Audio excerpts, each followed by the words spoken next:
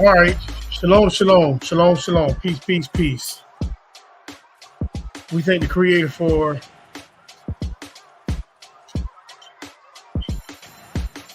I'm live on the other networks. I know I'm gonna have problems on this one. So we thank the Creator for we thank the Creator for you joining me. This is Maury Yacob and ITFTR Network. We thank you for joining me. I didn't do that. Thank you for joining me on this Shabbat. We are actually in part 12, in Jesus Christ. Let's have the conversation about Jesus Christ, the devil. Jesus Christ. All right, we up on that live stream. So we thank the Creator for you joining.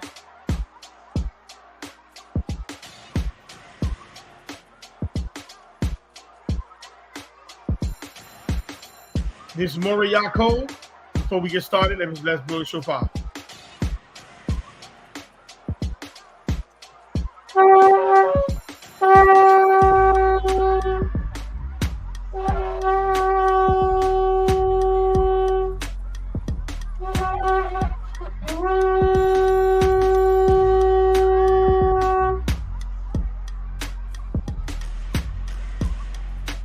We thank the Creator for you joining me today. ITFTR Network. This is Maury Yacob.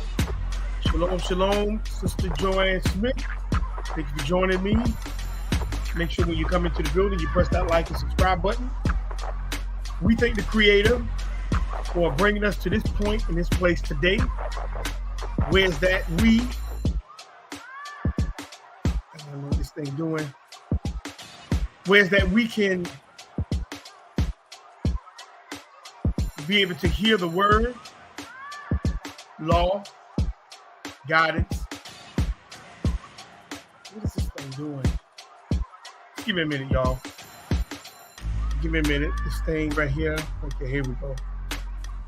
Every other cylinder is fired up except this one cylinder. So make sure when you come into the building, you press that like and subscribe button. You can see what I got up on what I'm starting out with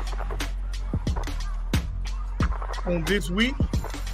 Remember last week, I ended with the African from Mali who was traveling over here to South America. Okay? And he was coming here. And as he was coming here, they say this guy was coming here 200 years. They just put 200 years before Christopher Columbus. So family, we have to kind of pay attention when they say Africans was traveling to the Americas before Columbus got here. Family, one thing you got to understand about some parts of the Americas, that is Ham's territory. Okay? South America, Central America, and even the Midwest of America is Ham's territory. Not just over there what we call Africa today, but also even in some certain parts of the Americas is Ham's territory. Okay? We're going to get into it in a minute. All right, we're going to get into it. Oh, this is the right one, so we can go ahead and fire it up. I'm going to go ahead and put the link in the chat. Anybody wants to come up and have a conversation with me about Jesus Christ being the devil. The thing is what they want you to do. There we go. They need you to eclipse. Okay? Jesus Christ came to eclipse. the head of the house. Okay? This is his job. His job is to let you believe in him. But if you go back to the previous podcast that we had, you will see that Jesus Christ never admit that he was the Christ. This is the thing you got to understand. When the Jews in the New Testament asked him, in the book of John, the 1st chapter, are you the Christ? Tell us plainly. He couldn't tell him. He couldn't say he was the Christ. When John the Baptist sent his disciples to him, and they asked him, are you the Christ, or shall we look for another? He told them the same thing when he told the Jews in John. Look at the miracles and signs that I'm doing. That should tell you rather not who I am. Not just a simple yes or no. And then on last week, we also brought out that Jesus, he asked his disciples, who do people say I am? In other words, what's going on in the streets? What's the word in the street? Yeah. And what they say? Some say you this, some say you that, but they never, ever out their mouth say that you was the Christ. They never said that. And then he asked them, who do y'all say I am? That's what Peter said, you are the Christ. But notice the other disciples did not even back Peter up. They didn't agree with Peter, they were silent. So family, the question becomes, family, who is this Jesus? Who is he? Who is this guy that they say is supposed to have been the king of the Jews? We're going to get back into him. We're going to get back into him. But we need to make sure we cover some very important parts of the scripture that a lot of people don't like to talk about. Or when they talk about it, they like to misconstrue it. Okay?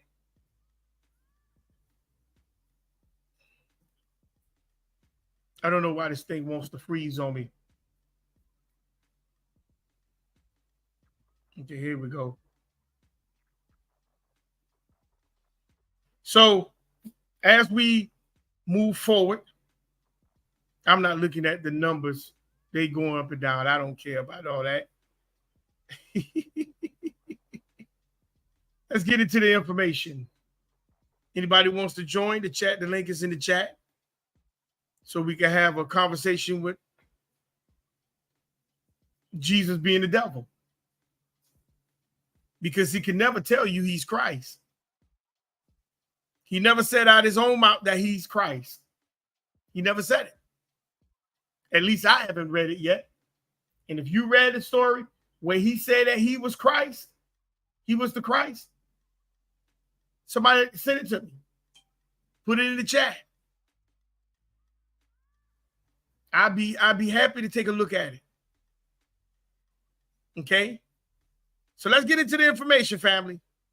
Part 12. Let's have a conversation about Jesus Christ. Jesus being the devil. Okay? On last week, we talked about, when I left off, I showed you the guy. Let me stop sharing this right here real quick, and I'm going to go to the video that I wanted to share. The guy coming from Africa, which is Mali. And when he come into Mali, family, he came here, he was coming here for many reasons. Okay.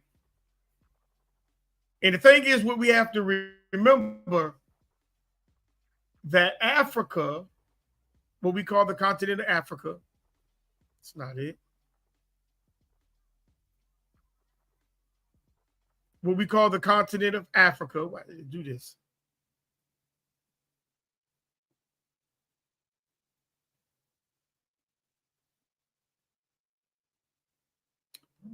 What is this thing doing? What we call the continent of Africa in South America, what is this thing doing?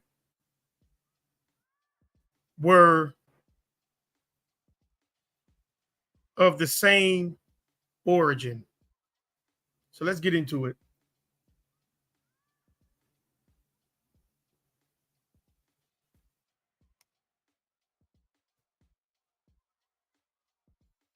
Fair use, fair use. This is not my material.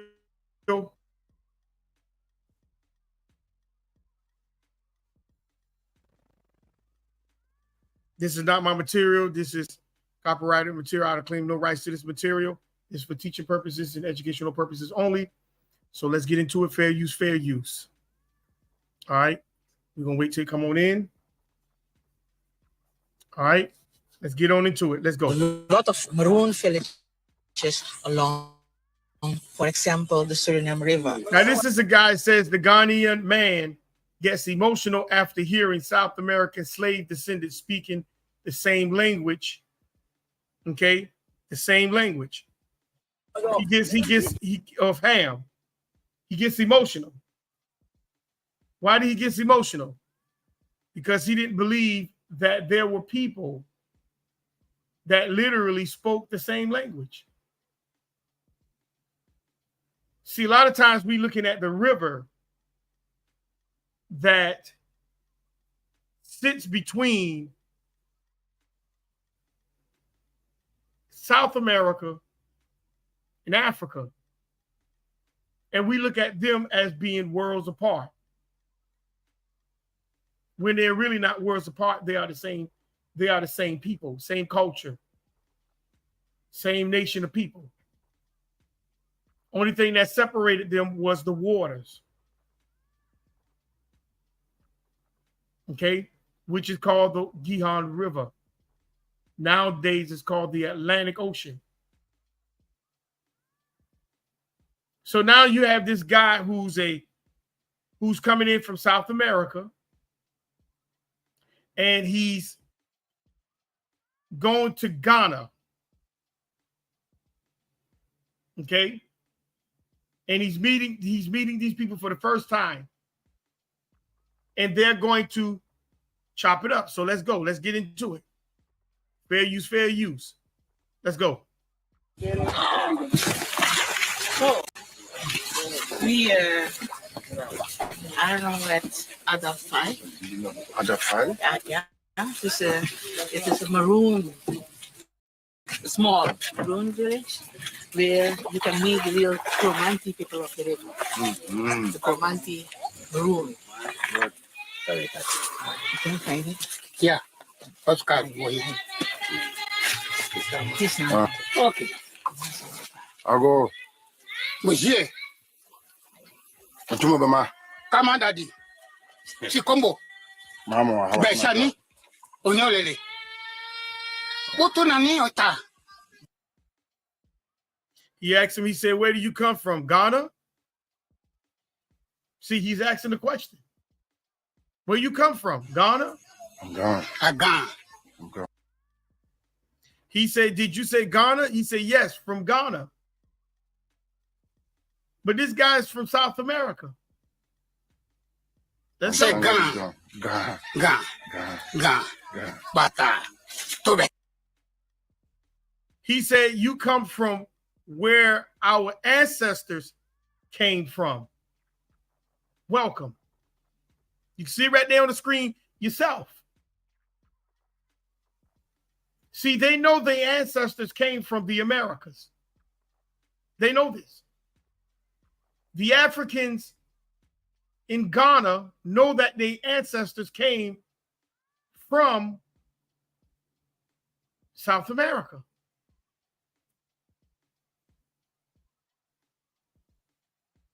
See, the problem is most of us don't know that. Most of us don't know that. Because we're looking at all their lands that's separated by the waters.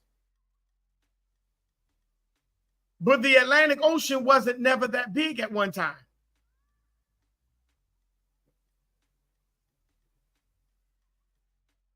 Let's get it.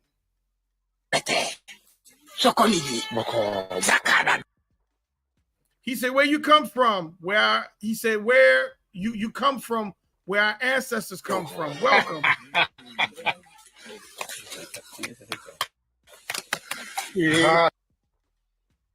He said, I come back. We are still living on. Satoto. Yes. I am Kosa. He said, I'm Kosa. Live was hard. See, these people know their roots. They know where their ancestors come from. They know where everything started from. But you believe that everything started from over there, and you just sat there and saw where this man that got the cap on, who's in Ghana, simply said out his mouth, you come from where our ancestors came from. Why he didn't say the opposite, you are back home where the ancestors are. He didn't say that. He said you come from where the ancestors came from, which is South America.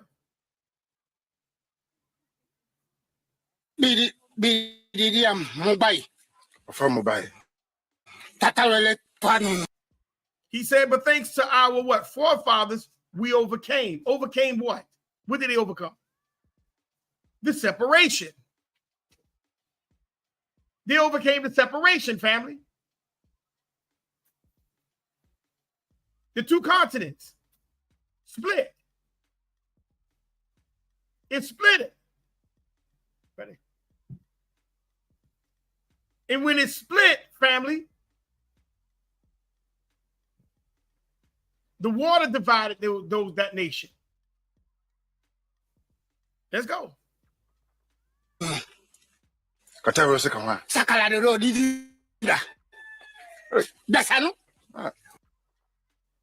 He said, do you understand? Ah, that's great. Okay.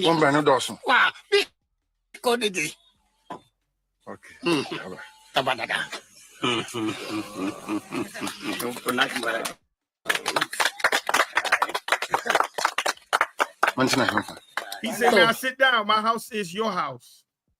And they tell you that Ghana is where the Gullah come from. The Gullah Indians. But the Gullah Indians can't even speak this language. The Gullah Indians don't speak this language. But let's go.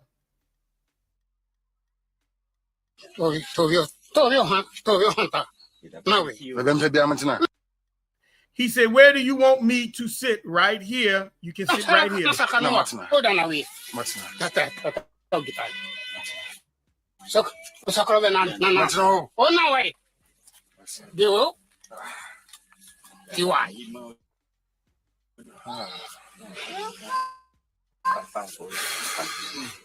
still can't communicate.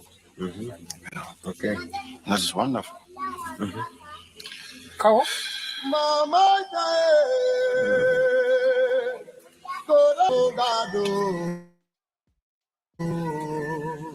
happy day to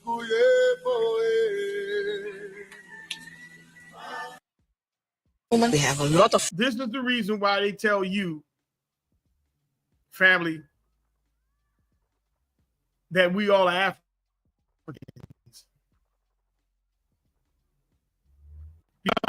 Because they're looking at the point. They're looking at the point. They're looking at the point, family,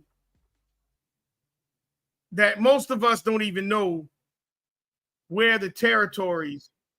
Golly. Give me a second.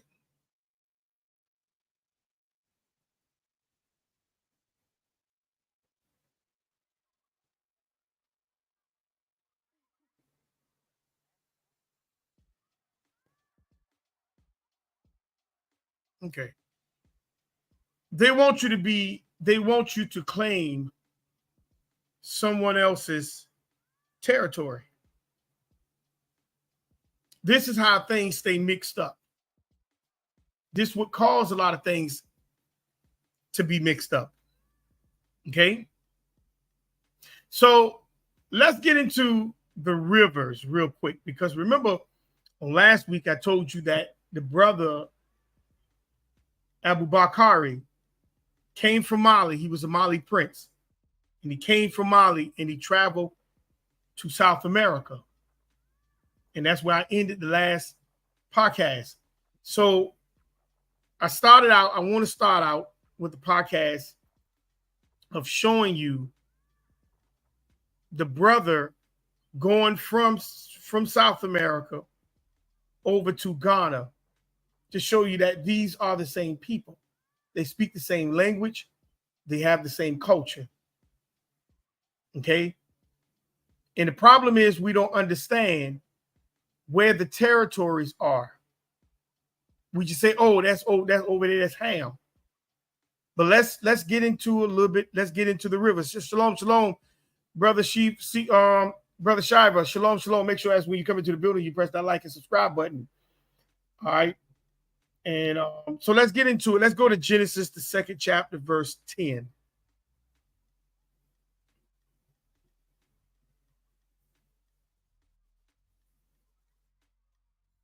Genesis, the 2nd chapter, verse 10. Let's get into that real quick.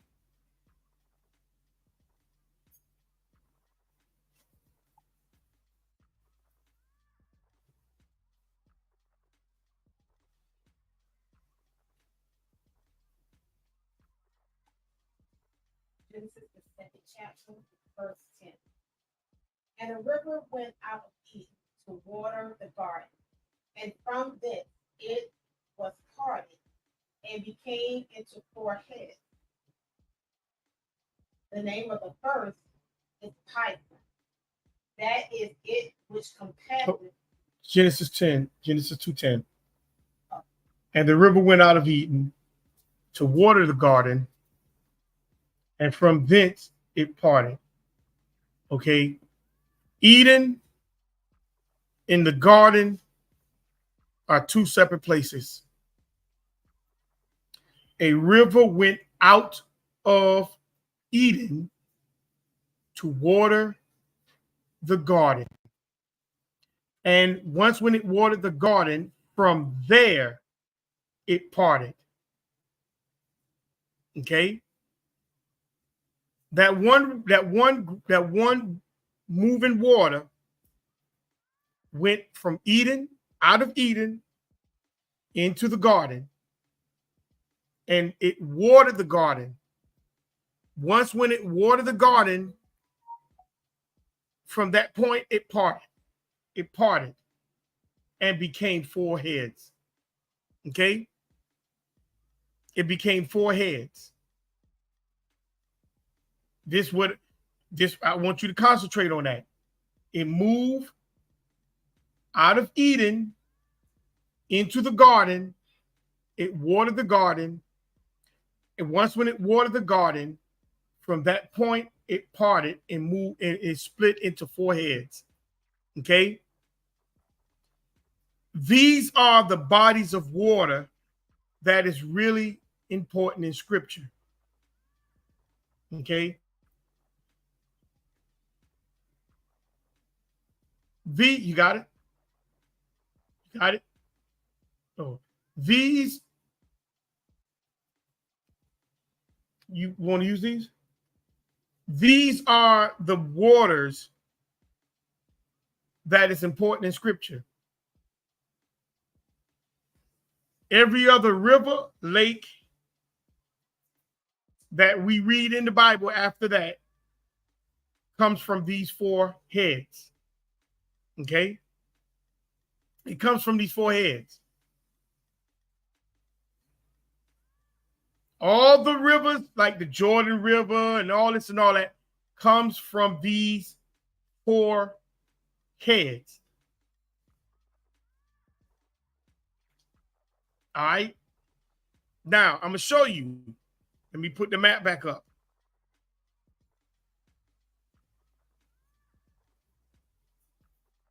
I'm going to put the map back up.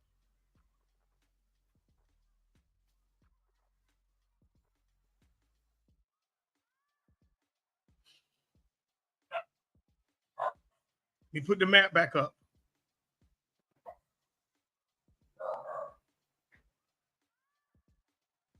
All right.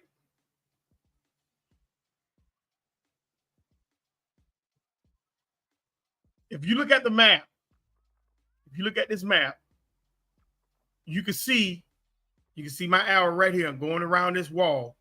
This is the ice wall that you're in right here. All right. This is the ice wall.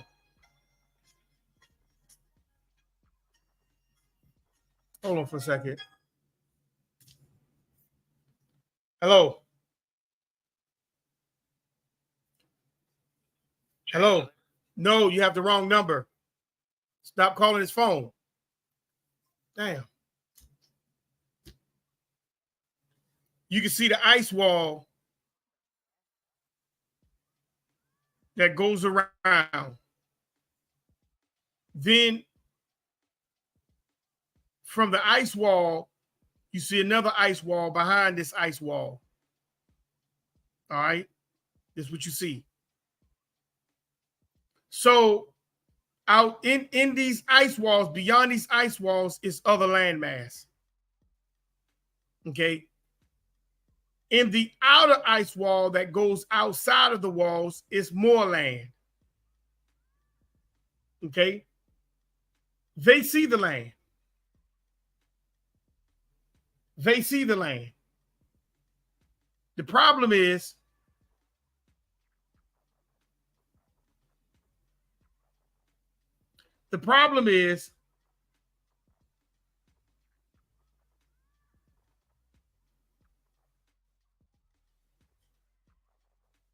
they are blocking you from noticing the land that's beyond the ice cap. But let's look at the land. You can see the land that we're on is in color. Okay? Right here with my arrow at, this is the United States right here. Canada, North America. Canada is in yellow. North America is in green. Red all the way down. This is Antarctica supposed to be right here. This is Europe. No, excuse me. This is Europe over here. Excuse me, Slovakia. This is Europe. This is Africa right here. This is Australia. Right here is the Americas, all the way over to North America, to Canada, down to South America. This is one of the old ancient layouts of the maps from Japan. This map showing you how they've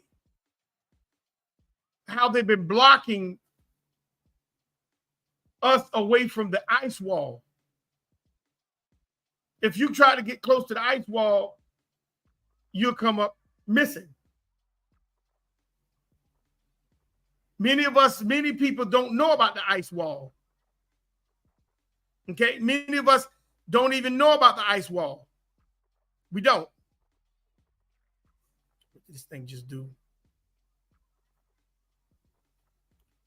Many of us don't know about the ice wall. And that's why, hold on, I don't know, this thing just jumped. Here we go. And that's why we don't understand how things are actually laid out. So it says that there was a river that went out of Eden to water the garden. And from there, it parted into 4 riverheads. Okay? It parted into 4 riverheads. So we are talking about 4 main rivers that have moved and become what? The word head means the chief, the main. These 4 rivers became the main bodies of water on this earth. All right. So let's move to verse 11. It says the name of the first river, the name of the first is Pishon, Pison.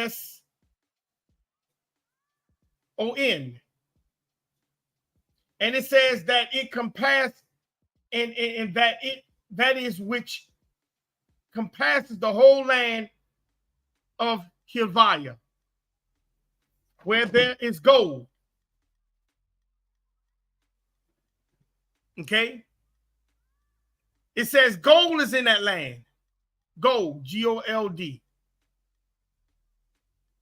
So family, let me ask a question. Put in the chat, those who are listening. Where's the most of the gold is found on this earth? Where's most of the gold is found on the earth?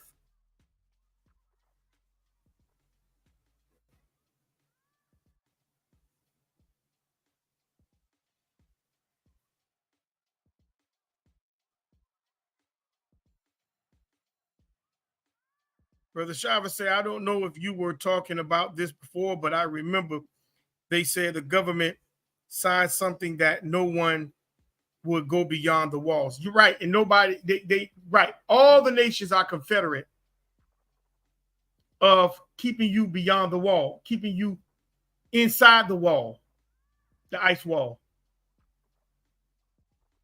So the question is, family, they say it's land on the other side of the ice wall.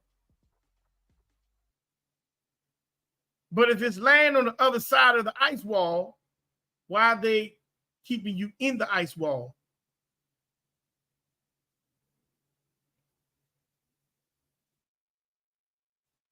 Okay. Sister Latoya say America, excuse me, Salakia. Sister Latoya say there's more gold in America than Africa. How do you prove that, sis? Why would you say that? How do you know more gold in America than Africa?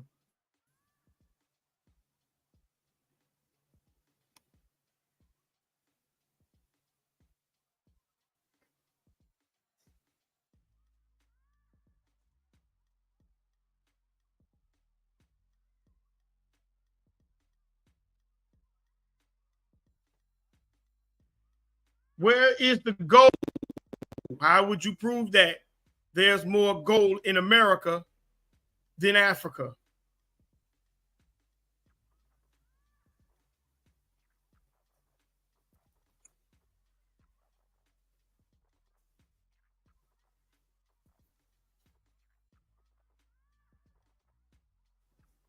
How would you prove that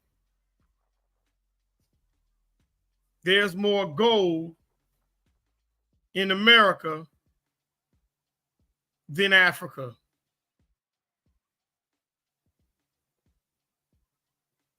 You say the gold rush in America? The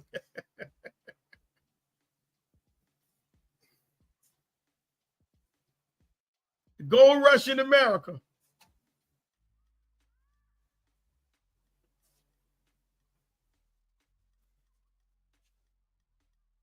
The gold rush in America. That's what she said. Yeah, we're going to be talking about the gold rush in a minute.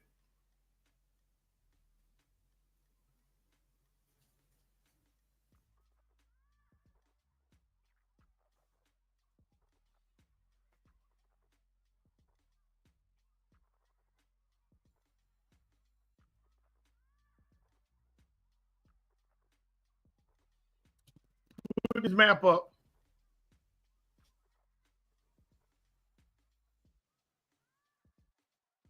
Sister Latoya says Ezekiel 27:22, the merchants of Sheba and Ramah they were they merchants.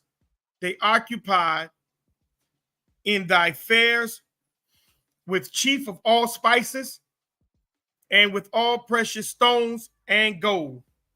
Okay. All right. Let's look at this map.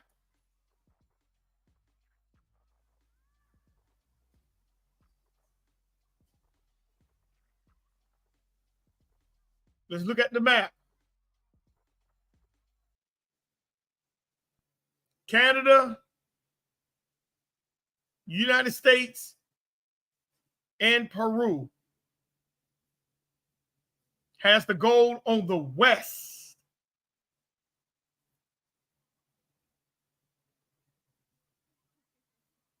Okay. There's also gold in Russia, in China, and also in Australia. All right. Let's pull up another map.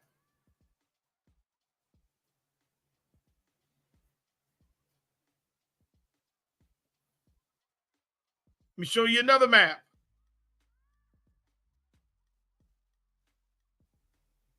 Because it says that Hilvaya is where the gold is. Hilvaya.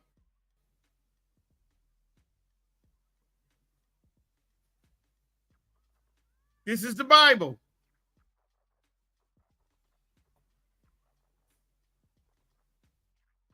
Africa don't have that much gold like the United States or the Americas in general. They do not.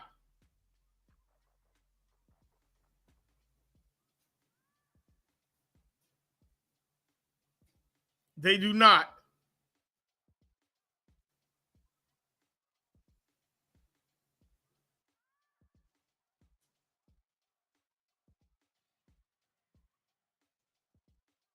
This is a map who has all the gold. We know Europe had hijacked all the gold. So that's why it's going to be yellow over here.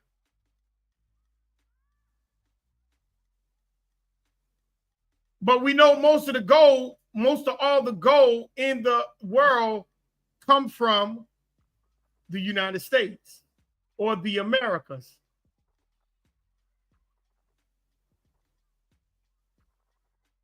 So this is why the Pichin River tells you where the continent is.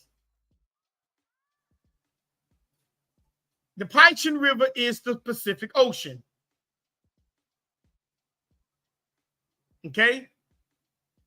And when it says that the Pichin River compass the whole land of Hivaya, when it talks about the compassing, it's not talking about the water going all around the continent. Anybody know what it means to compass? The water compass the whole land of Hivaya? Anybody know what the word compass means? Anybody want to take a stab at that? It compassed the whole land of Hivaya. What it means, what that word compass means? Does it mean that the Pichin River is going around the whole land of Hivaya?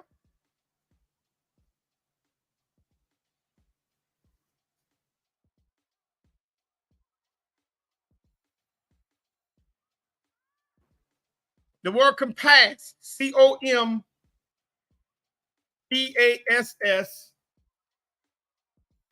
ETH. That word, what you got? Compass means to stretch round, to extend, so also to embrace the whole, to enclose a circle. Okay, so that's what compass means? Yes. Okay. And where you get that from? Regular dictionary? Okay. Anybody want to take a stab at it in the chat? Compass?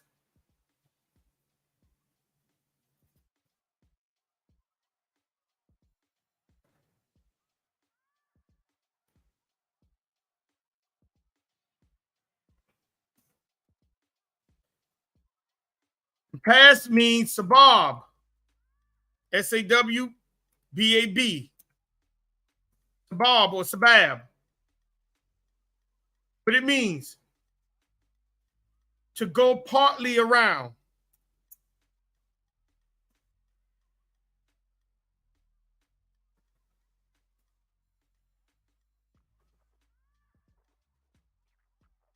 Go partly around. It says to turn or to make a circuit. With that, what am I talking about?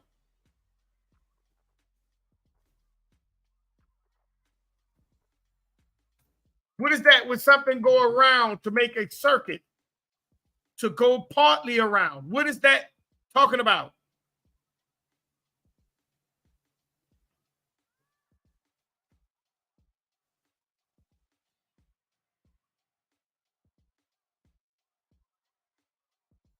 Anybody? To go partly around. What is that talking about?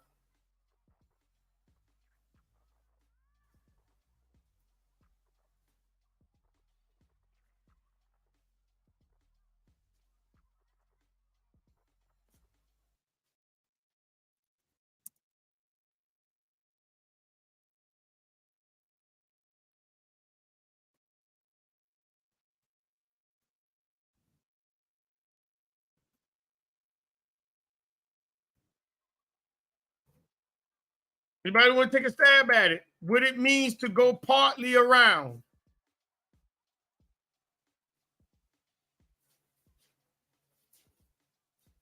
You go partly around, that means you're not going around completely. It's like making a half circle. So what is it talking about?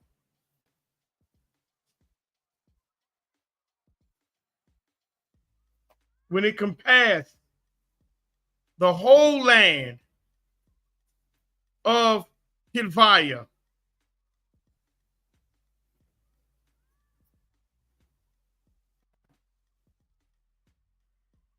This is what it's talking about right here.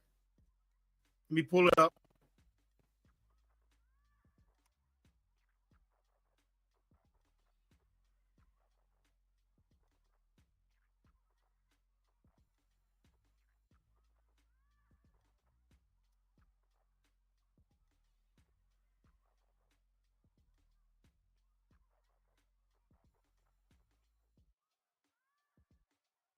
Why is it not coming in?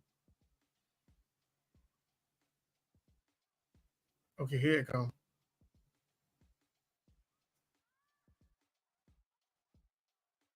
This is what it's talking about.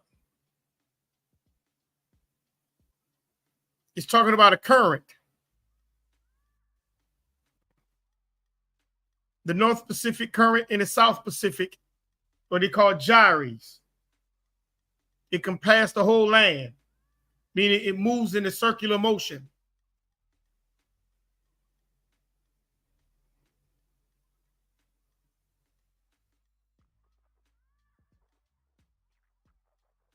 It moves in a circular motion.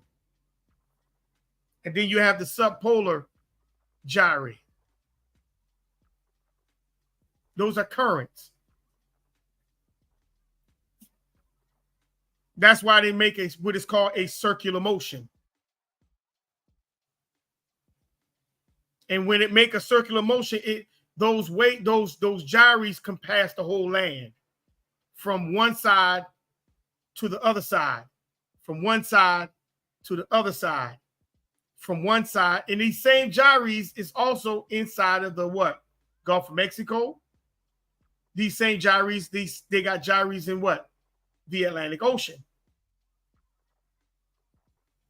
So this is how you know where the goal is. Okay? It can pass the whole land.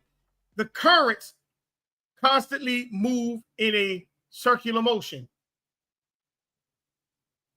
throughout the water, from one side to the next side, from one side to the next side, from one side to the next side. That's the word compass. Not that the water circulates around the whole land. You have currents that moves from one side to the next side. Okay?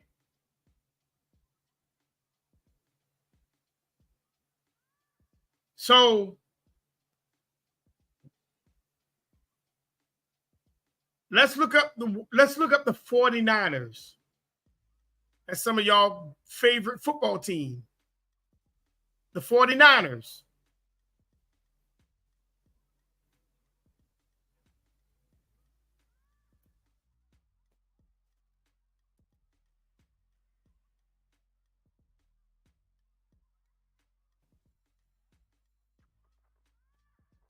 The 49ers Gold Rush.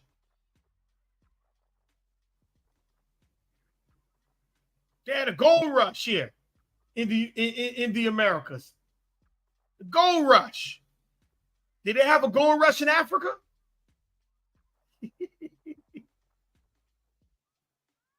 What gold rush they have in Africa?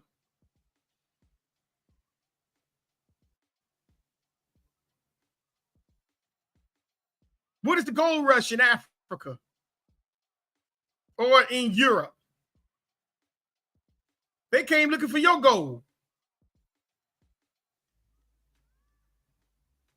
They came looking for your gold. And now they tell you Africa has the most gold or most minerals in the whole world. But they came over here looking for your gold.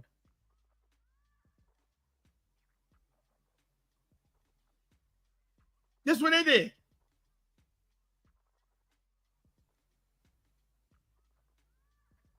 They literally came looking for your gold.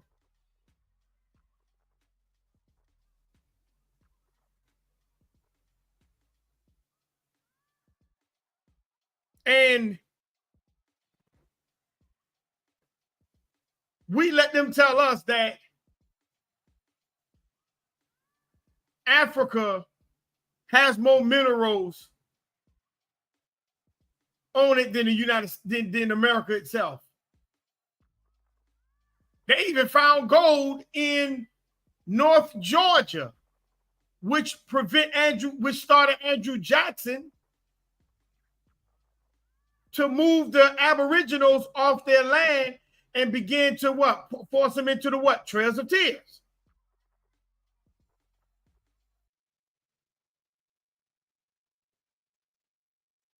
Ten percent of the Aboriginals left. 90% stayed.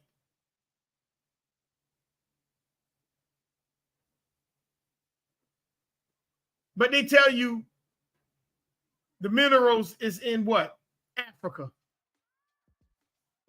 California Gold Rush. The California Gold Rush, 1848 to 1855, was a gold rush that began on January 24th, 1848, when the gold was founded by James W. Marshall at Sutter Mills in Colma, California. The news of gold brought approximately 300,000 people to California from the rest of the United States and abroad. And sudden influx of what? I'm going to finish reading it. Let me pull it up. And go ahead. Influx of gold into the money supply reinvigorated the American economy. Sudden population increase allowed California to grow rapidly in statehood in the Compromise of 1850. The gold rush had severe effects on Native Californians and accelerated the Native American population decline from disease, starvation, and the California genocide. So what was going on? When these folks found gold in California, the 49ers, what happened to the Native Americans or the Aboriginals? Aboriginal Californians. They were getting rid of them because they needed the what? They needed the resources, people. I keep telling y'all, they need you. They need to eclipse you from off of your resource. That's what happened with the Trails of Tears. Andrew Jackson and the United States military moved the Aboriginals from off the land.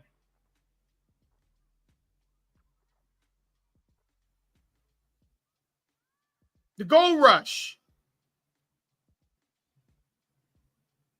The gold rush, family.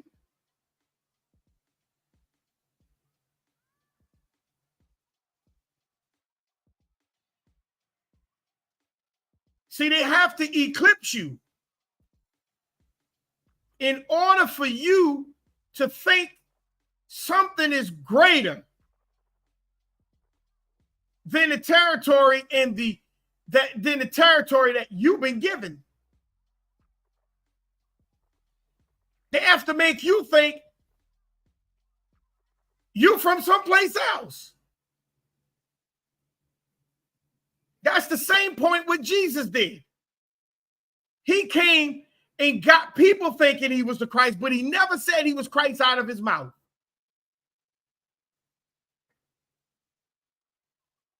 So they needed your land, your territory. We talk about the invaders. That's what we talk about, the invaders.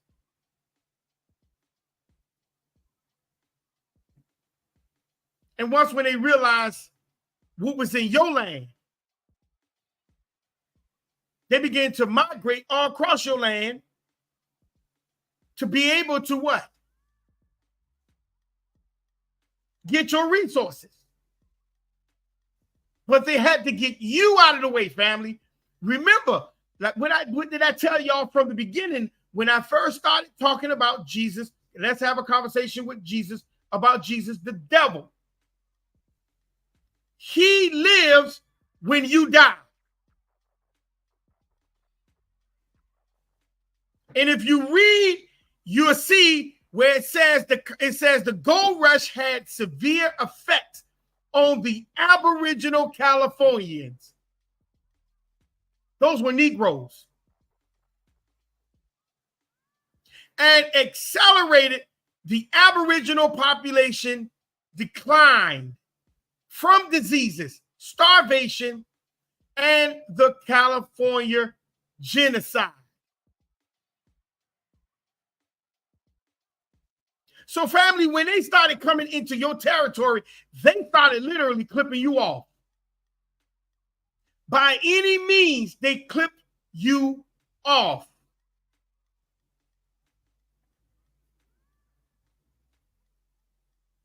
They didn't want you on it unless you compromise you. Like some of the Aboriginals in the Southeast, the 90% that stayed without going on the Trails of Tears, the whole thing was they had to give up everything about themselves. They had to turn to the what?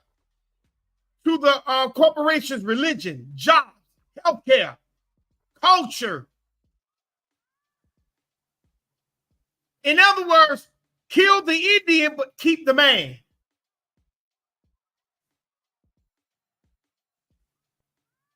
This is what was taking place, family. They knew where the resource of gold was.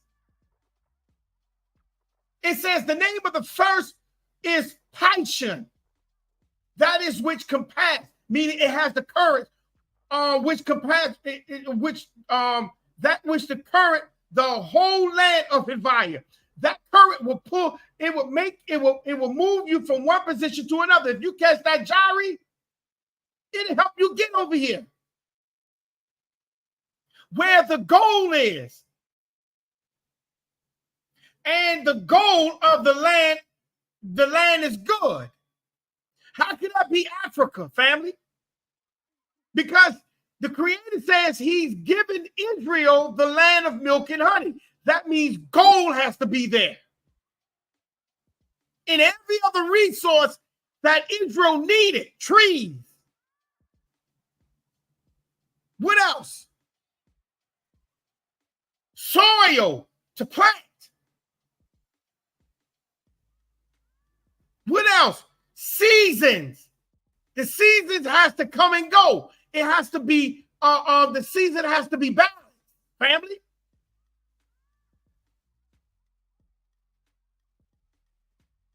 Not just gold, but what else? Bdellium. Bdellium. Where's bdellium found at?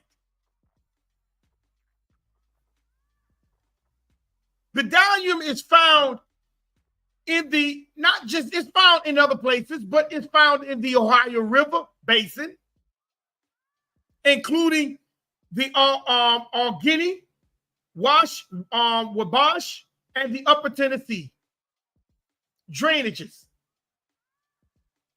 Family, that's pretty much around by the Mississippi.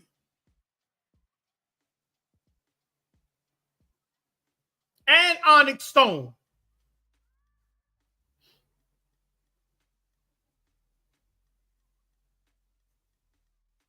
See, they tries to tell you that these things is not in the Americas.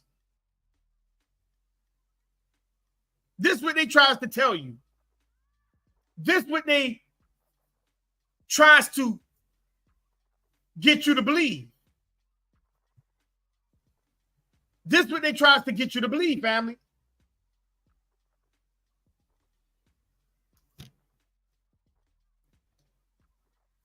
That's why a lot of them don't like to talk about these descriptions of what the land possesses. They don't like that. Nah, they don't like that, family. And the reason why they don't like that is because they will have to now show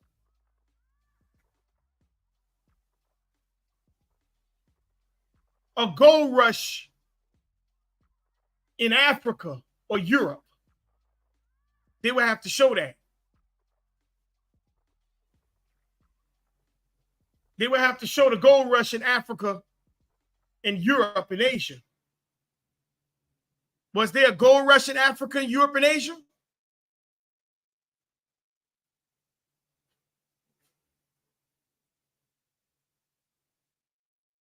Let's get into a little small video. This is a cartoon, family. It's King Drop. Let me get into it. Hold on. Just give me a second. I got to pull it up.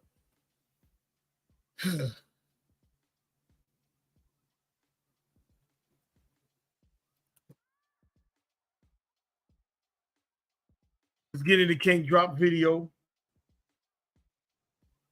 El Dorado.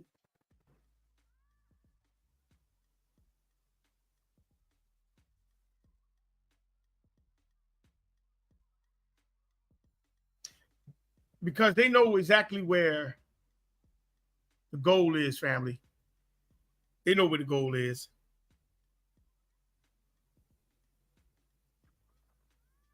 They know where the goal is, family. Let's get into the video.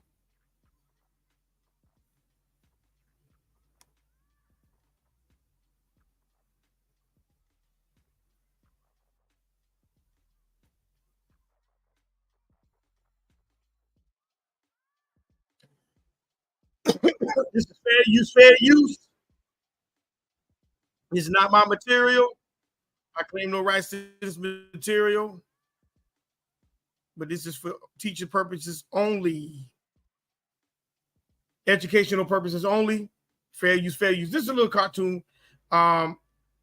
This is part 1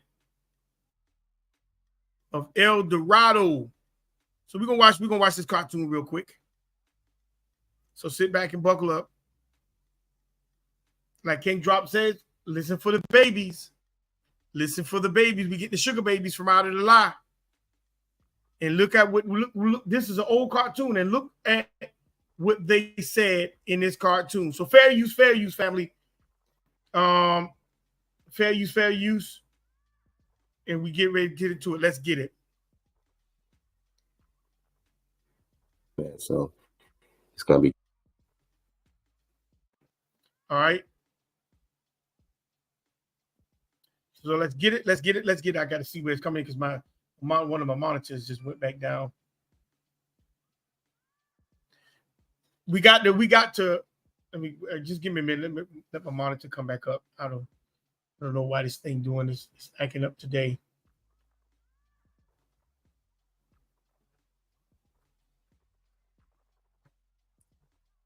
While we're waiting, remember everyone that I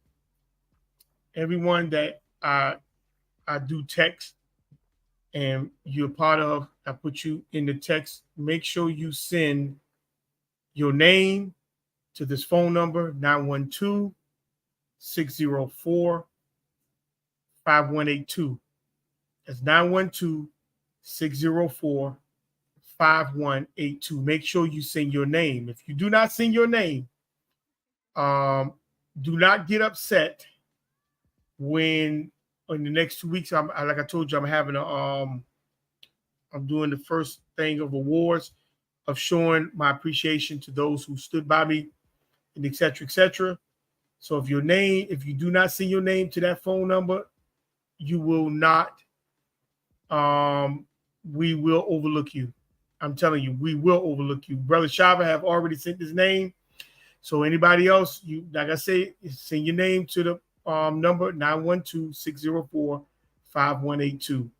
I don't care if you stay around me, stay with me, or you talk on the phone with me every day. It doesn't matter. Your name needs to go to that number. If it don't, in the next 2 weeks, you will be overlooked. All right. So without no further ado, let's get into the cartoon El Dorado. Let's see who was looking for the gold. Let's go. crazy. It's gonna be nice, man. So just let's keep building. Let's keep building the things we doing. We got the land. We feeling good. Love to the tribe. Let's go. It is the 16th century. From all over Europe, great ships sail west to conquer the new world, the Americas. The men eager. Ships sail west to conquer the new world. Did y'all hear this in the video? Let's hear it again. See, because y'all think these people just overlook what they did to you. They put it in cartoons, family. Let's hear it again. Let's go. As you know, we like to have different series around here. We like to keep it fresh, keep our water flowing. It helps with the, the continual flow of the classroom, so we can just be excited, about different things, all simultaneously. We don't have to do it too linear. Just do this or just do that. You know what I'm saying? We always connected, through the perspective of the creator, the perspective. That's the map that I was showing y'all. Pulling up on a new world. Let's fall back. Let's check it out. Enjoy this and see what's dropped. You put out, leave a comment.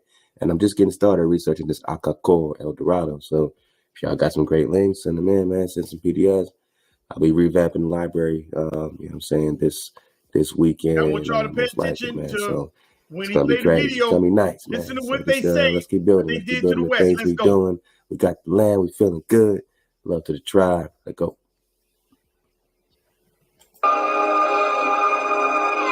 It is the 16th century.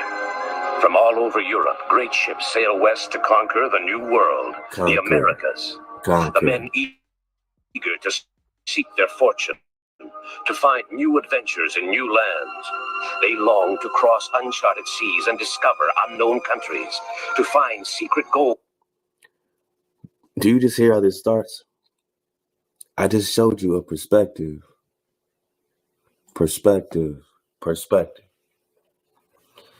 These men eager to seek out some new stuff, find some new things, go somewhere they've never been before, find a new world.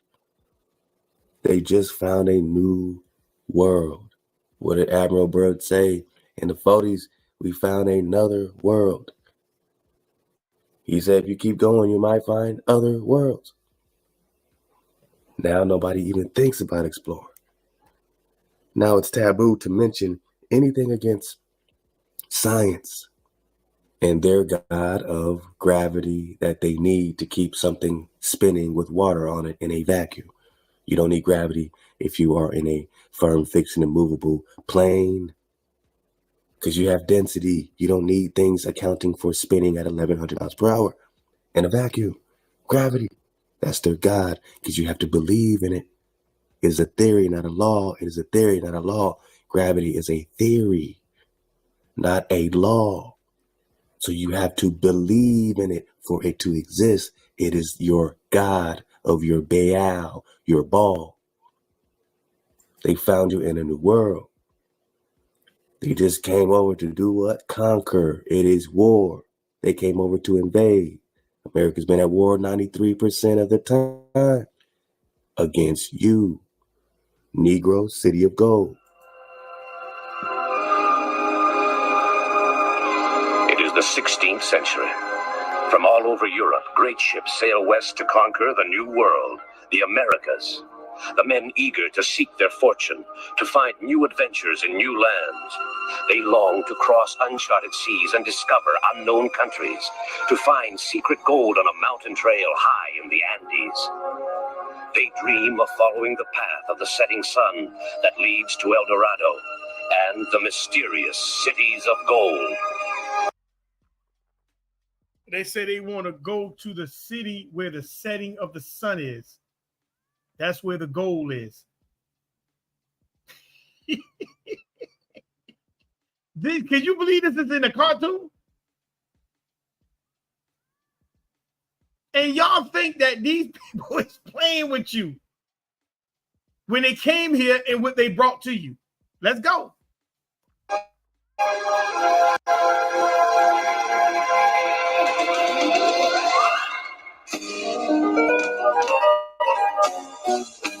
Children of the sun, see your time has just begun. Searching for your ways through adventures every day and night. With the condor in flight, with all your friends in tow, you search for the cities of gold. Wishing for the cities of gold. You got an Indian girl. Now they're gonna color them pale. But the brother on the end, you can see he got kind of melanation on him. So you got to dodge the hijack. Let's go.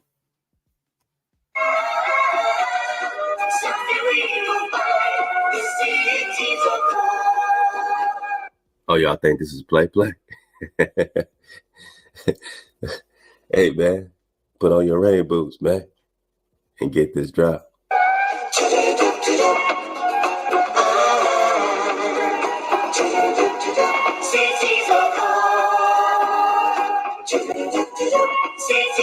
All right, so of course you see the eagle, you see the sun, the eagle, the sun. They're telling you pretty much that Egypt is here.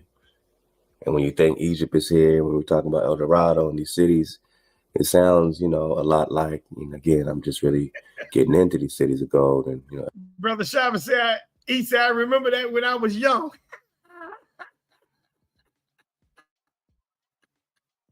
Hey, Brother Shava, you remember that, eh?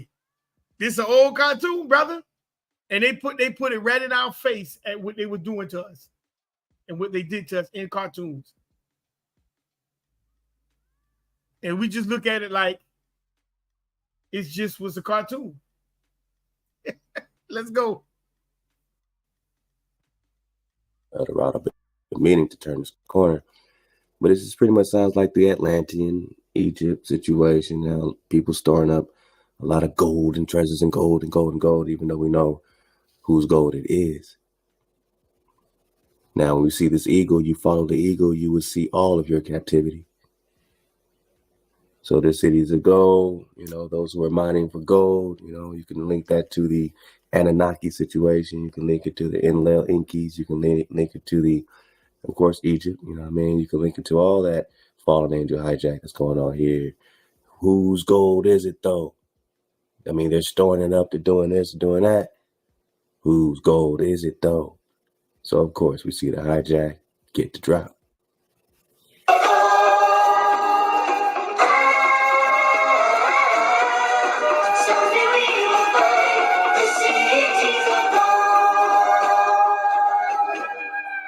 The year 1532, Barcelona, Spain, in the rain. 1532. Esteban, where are you going? You'll be soaked to the skin. No, don't worry, I'm coming right back. Oh, Lord, let him be spared the ills and the pains of this world. Fortunately, he has no idea how seriously ill Father Rodriguez is.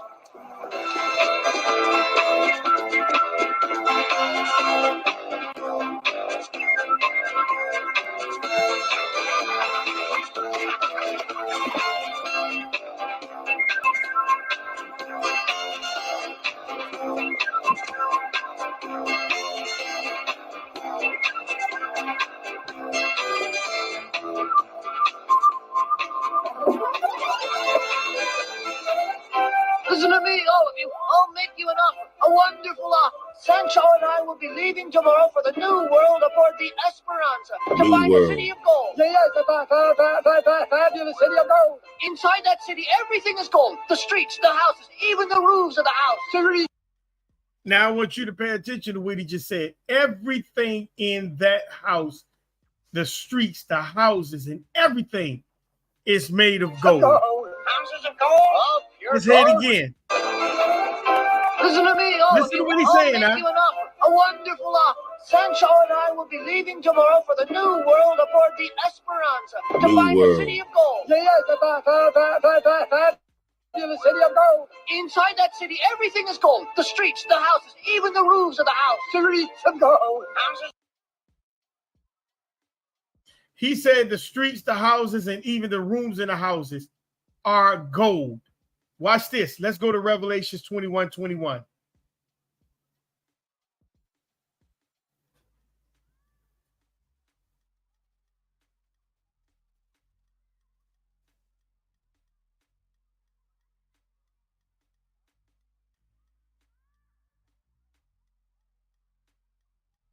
Revelation 21:21. Look what it says.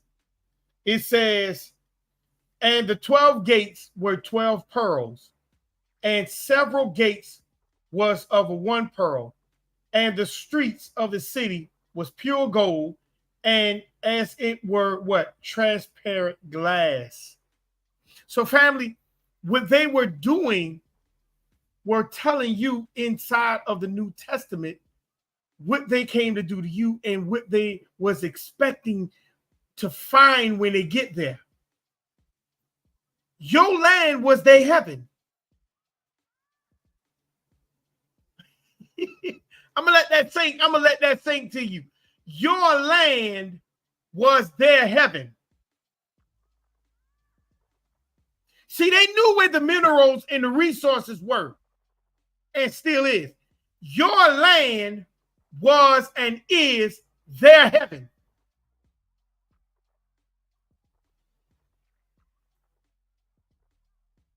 There's nothing else you can say behind this. Let's go.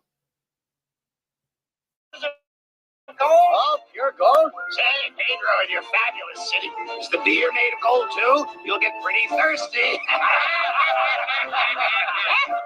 No, wait, listen, I meant what I said. Put up some money, invest in our adventure, and help us find the City of Gold. You'll get all your original money back 100 times over, 1,000 times. That's right, 100 times, a lot. Yeah, in a couple of years' time, when the good ship Esperanza returns, her hold will be overflowing with gold. She'll be groaning under its weight. You understand? A mountain of gold as high as the mast. I'd rather eat and drink all I want today than sit and stare at an empty glass, dreaming about gold tomorrow I'll never see. Well said, dreams aren't for me either. When Columbus came here, what was he looking for? Gold. De Soto, gold. Cortez, gold. All these people were explorers who weren't not just looking for slaves, but they were also looking for the gold. Let's go. My friends, has anyone seen Esteban today? I've been looking for him everywhere. Esteban? Huh? Esteban? No.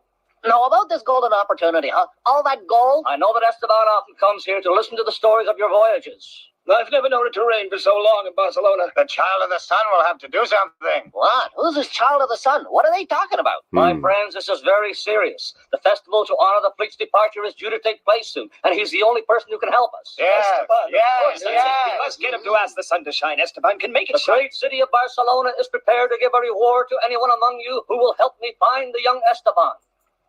They need this kid to make the sun come out. The child of the sun, because the sun somehow comes out when he wants it to. This is the state these people were in when they found you, so-called Negro. They were praying just to see the sun once a year or so. What kind of life and vitamin D is that? What happens to you then? Look how frantic they are to find this kid so they can see the sun.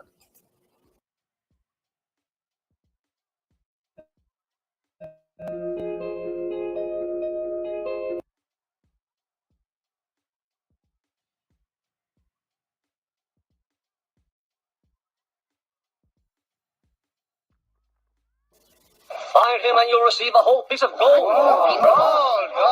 Let's find him. Let's find the young lad. Hey, wait a minute. Tell me, just who is this mysterious Esteban? He is an orphan boy who has been brought up by Father Rodriguez, the dean of the cathedral. All I know is I don't know anything. Let's find this boy. Sancho, did you hear? Go, peace. Hey, wait for us! Wait for us! Wait for us!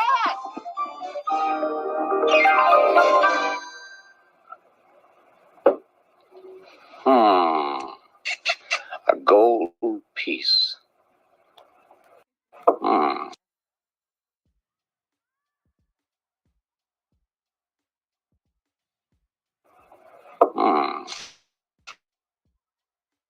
You can come out of your hiding place, little lad. It's just you and me here now.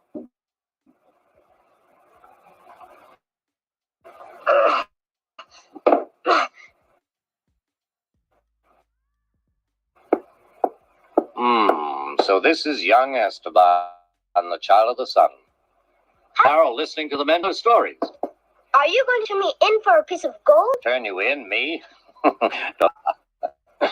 I don't betray people, and certainly not for a miserable piece of gold.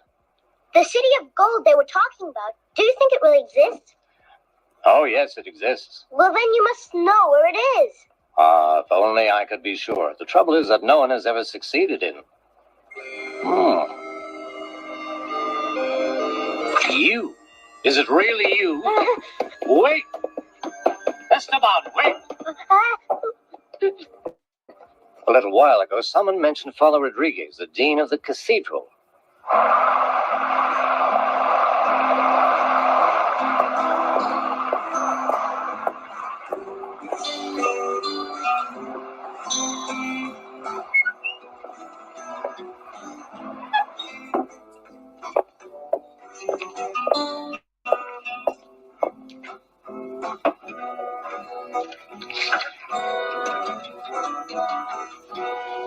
Father Rodriguez. You must rest, Father Rodriguez. Do not trouble yourself. They have gone to find Esteban and bring him back here to you. They must not be angry with him. He's only a boy so full of life. He needs to run around a little. That's true. He's a bit wild, but he has a sweet nature. I want to speak to Esteban. I really must speak to him now before it's too late.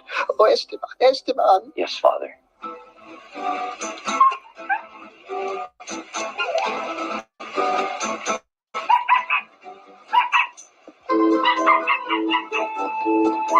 Hey! What is this? Oh!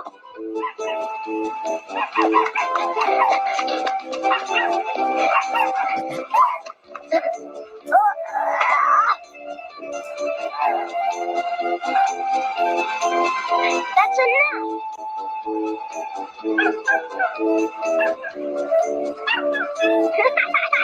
Stop! You're tickling me. There he is.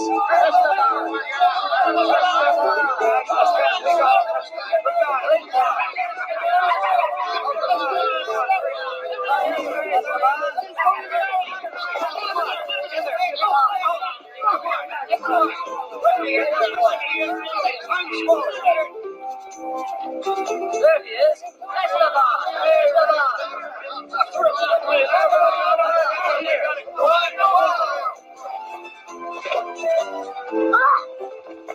Esteban, come down at once. No, you come up and get me.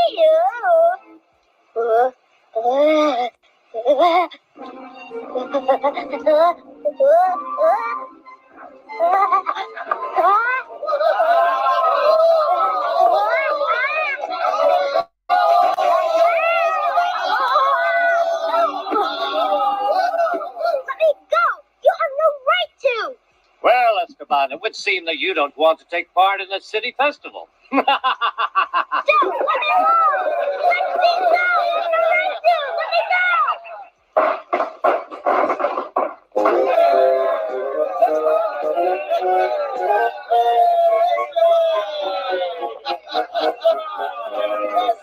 You're all bad! All of you! Whoever gave you the idea that I can make the sun come out?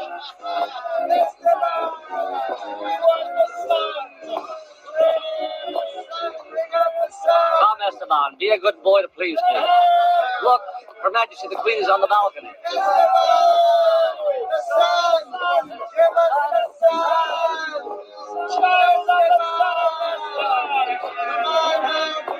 You can ask all you like. It's not going to make the sun come out.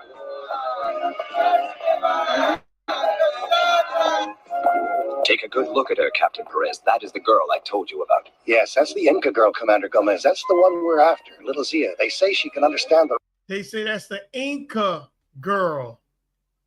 Inca. What do an Inca Indian doing in Europe? What is an Inca Indian doing in Europe? And notice they got her pale. Dodge the hijack. See, you got to look at, they've been giving you clues about what they've been doing to you. How they did it to you. And they put it in cartoons and it just flew over our heads. This is when they say that the Bible says that they will make mockery of you. You'll be, people will hiss at you. They'll laugh at you and say, are these the ones?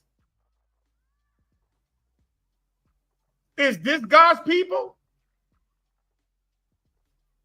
Yes. Let's go. The writings of the Incas. My new book, Keyboard Rich. How these people literally put the truth right in your face in cartoons, but we couldn't see it. Let's go. Yes, Governor Pizarro is depending very heavily on... All right, so they got kidnapped Negroes in real life, right? They got this other child of the sun who is probably a Negro in real life. They're begging for the sun to come out. They're just begging. They're torturing this kid just to see the sun. Now watch how this all ties together. Mendoza will take care of everything. The plan will be carried out to the letter. Mendoza? Yes, Commander. He is the ideal man for this sort of work. He will do anything for gold. No! No! No, stop it! Stop! No, stop! I'm getting dizzy! It's too high up here! I'm frozen! Take me down! I want to get down! My head is spinning! Take me down!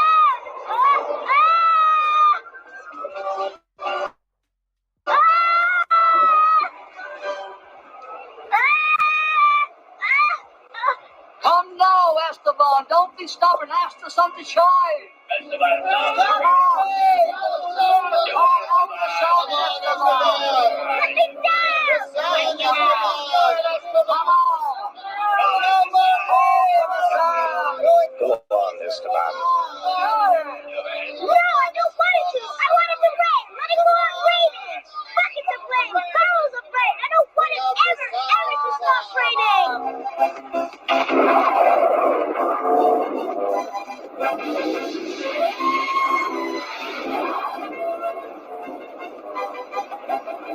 Take me down. Wait. Before I get struck by lightning. Oh.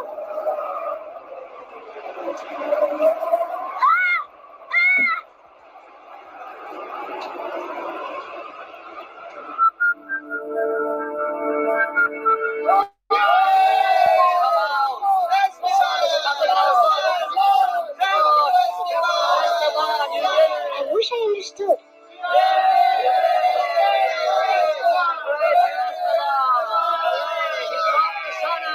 Bring the boy down quickly. Father Rodriguez is worse and wants him. What? Oh no, Father Rodriguez!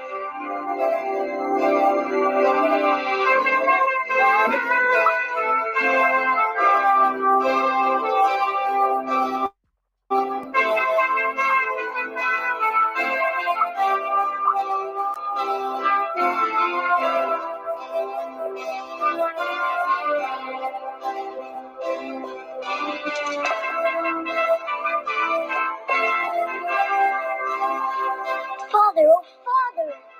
Esteban, and you say that the rain stopped? Yes. Oh, Esteban, I have always known that you are not a child like the other children. Father, I don't know what you mean. Esteban, I must tell you a great secret before it is too late.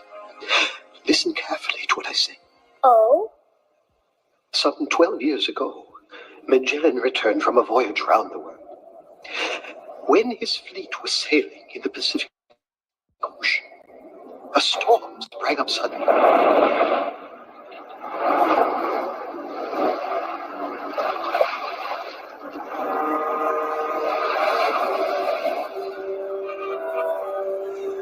You notice what he said. They were sailing around the world. You don't think they knew about them? You don't think that they knew about the Americas and what was in the Americas? Yes. If you sail east, you'll come back west.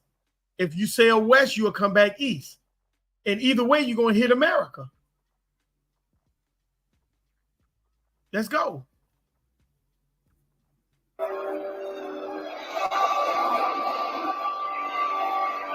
over there. That ship is sinking.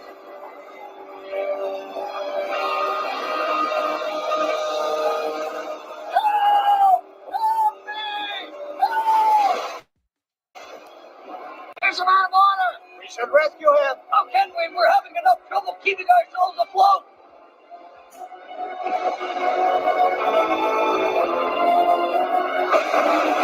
Look there! Someone's jumped to the rescue! Who is the man fool? I've no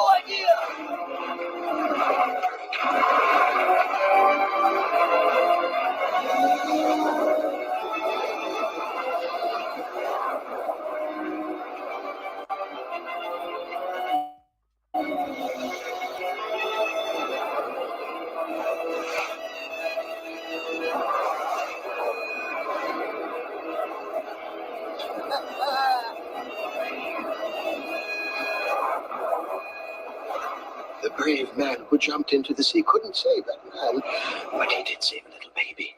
That baby, Esteban, was you. After you were saved, the great Magellan himself took you in his arms. And a miracle happened. The storm subsided and the sun came out as if in answer to your smile.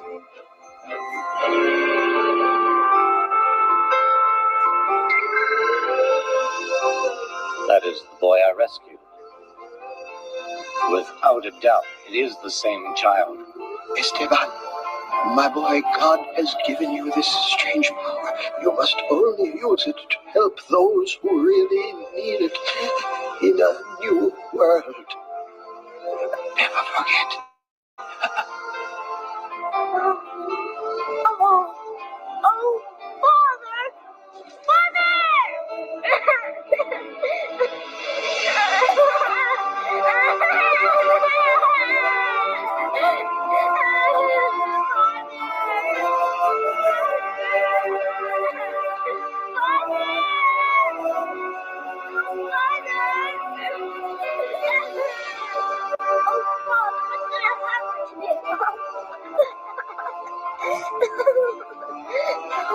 Esteban. Esteban.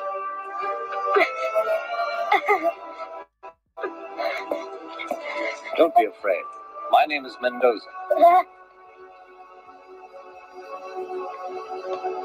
This is the moment, Esteban, when you need to take the greatest decision of your life. The time has come for you to leave Barcelona. Your father was a brave man. He wouldn't have hesitated. What? Do you know Father Rodriguez? I meant your real father, the man who held you and gave you to the sailor who jumped into the sea. I was that man, Esteban. Oh. See, here is the proof. What? You mean that? Look, this is the other half of that medallion you always wear. I had no right to do so, but I took it after I saved you see. Oh, hold on. I'm not going to give it to you just like that.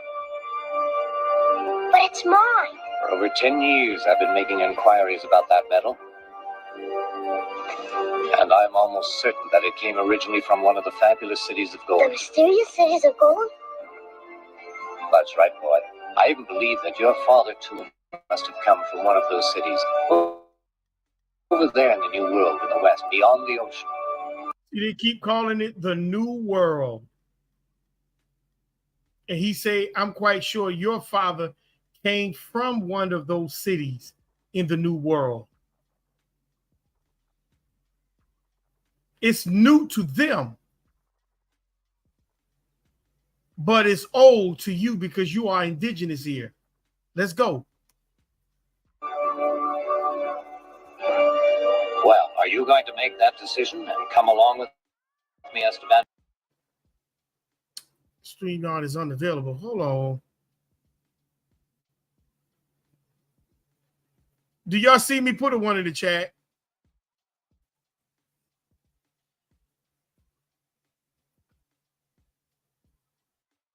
Do y'all hear me?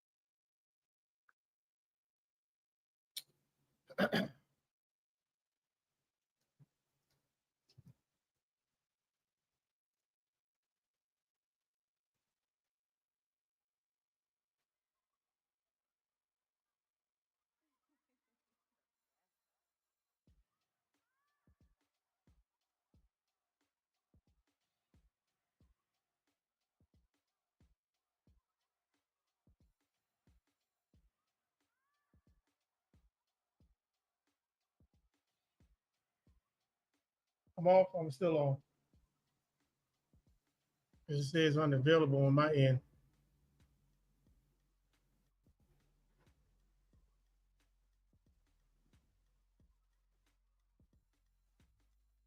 It's down.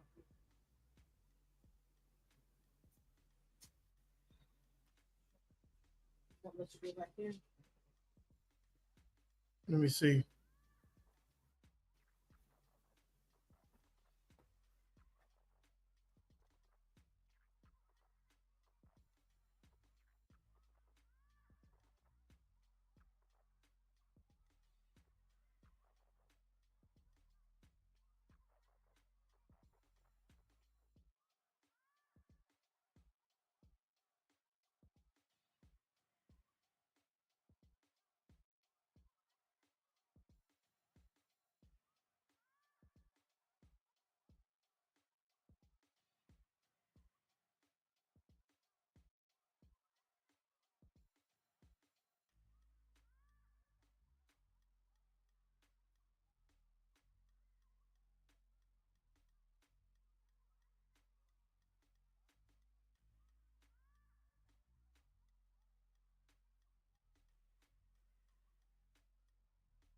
Is it back up or it's still down?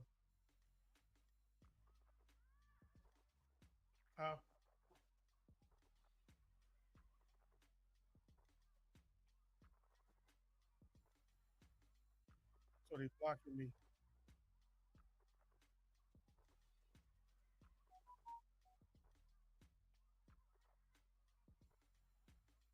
And it blocks it. Huh?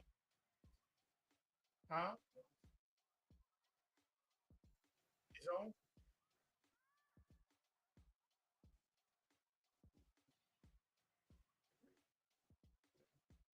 Okay, I'm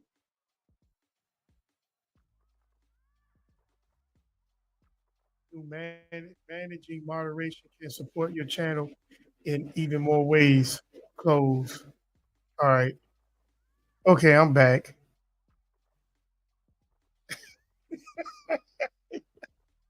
I don't know what they got going on stream, y'all. You see me back in? Okay, I'll praise this. I don't know what they got going on in StreamYard and YouTube. But y'all get the drift. Y'all can see that they were coming here. They were coming here. It was at the end of the video anyhow. They were coming here to gain interest to your resources. And they put it in cartoons. They put it in cartoons. Sister Latoya said Google straight tells you why they wanted gold from the 7 cities of gold to acquire wealth, expand the Spanish Empire, spread Christianity, and gain an edge in the competition among European powers. Right. And that's the thing. They wanted to gain control. And the only way they could have gained control is by doing what? Conquering you. They had to conquer you. All right. Let me put up I'm gonna make them. Let's make YouTube and StreamYard a little bit more mad. Let's put up this right. I'm gonna put this right here up for y'all. Y'all go get this. Y'all can download this PDF or y'all can buy it. It's called The Complete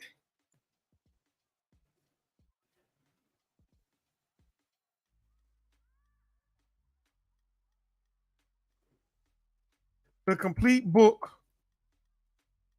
of Immigrants.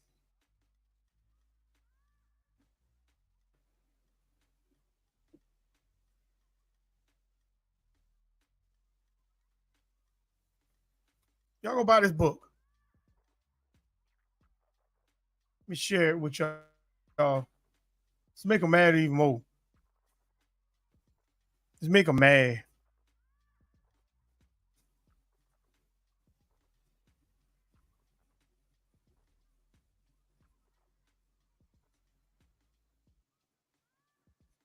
It's the book right here, family. Let me put it in. Let me put it on it. I got it in the chat for you. Well, I'm pulling it up on the screen to share it. Y'all go buy this. Y'all go get this book.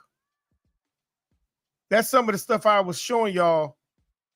I was sending some of you all the chat on text message where you get the slaves at. Slaves when they got their names, the jobs that they came here on, the captains, the ship's name. It has everything.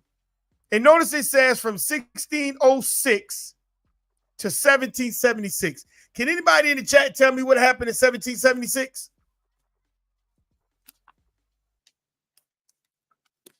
Because it went from 1607 to 1616 and they revised it to 1776. Can somebody tell me in the chat what 1776 was?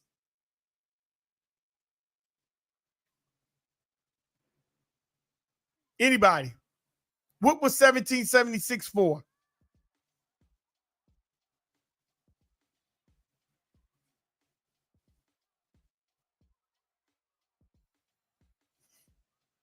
What was 1776 for? Anybody?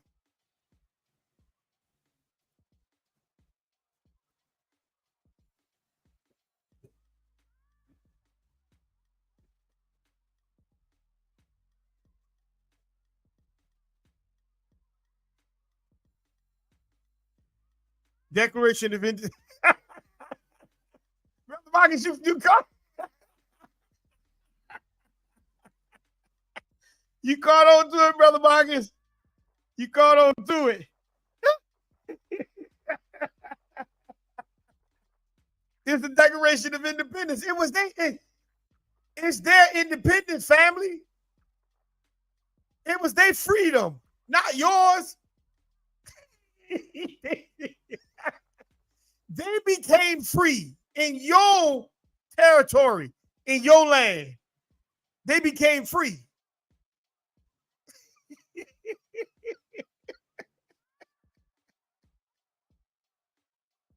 Make them mad even more, man. I ain't worried about the numbers because I know they're playing with the numbers. That's why they just knocked it off a few minutes ago. See, they gave you their story. And they took your story. They flipped everything around on you. You became the slave. You came from Africa. You are an immigrant like they are. But now they're the Indians. Now they're the Israel. They're the Israelites. They are everything that belongs to you. And now you everything that belongs to them. So I just want to kind of throw that out there. See, this is their independence. That's why they tell you happy 4th of July.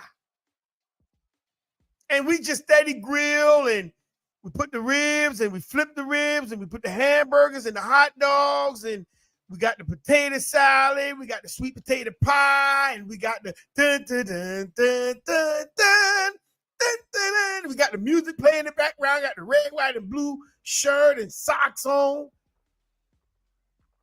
Got the hat on, got the little thing in the, we blow at the parties of woo. We got all that going on. Music playing in the background. And you don't even realize you celebrating their freedom.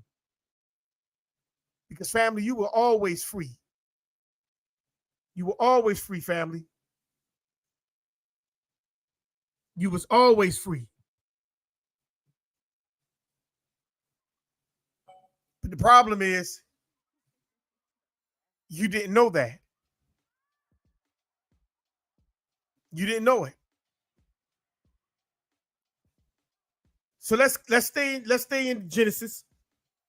Let's go to the next river. Just wanted to throw that out there to make them mad. Y'all get that book. Go find out who all their names in that book. Everybody who came, names right in that book. The captains, the jobs that they had, the names of the ships.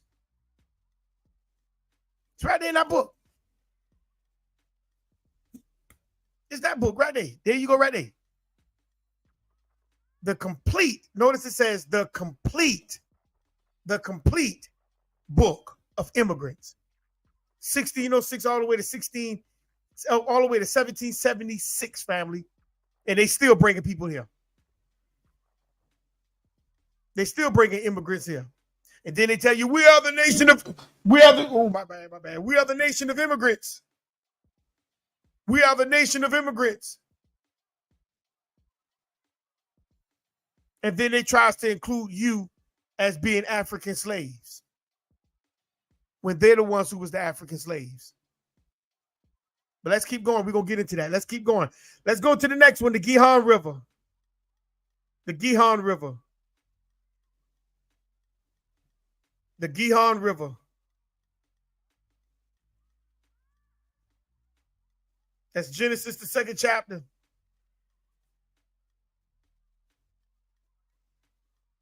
The first one was the Pacific Ocean, the Pacific River.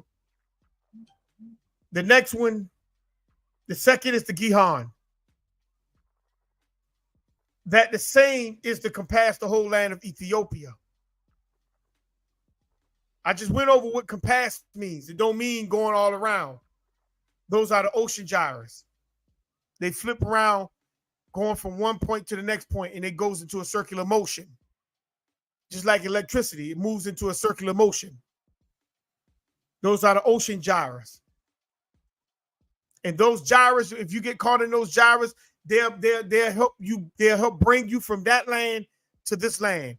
And it'll move you from this land back to that land. That's the compass. That's the compass of the whole land.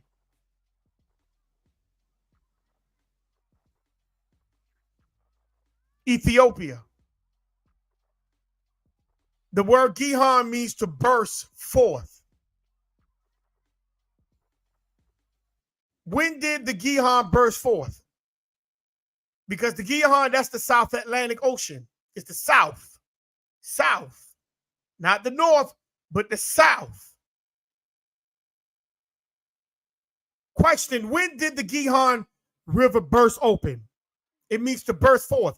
When did the Gihon River burst forth? Anybody?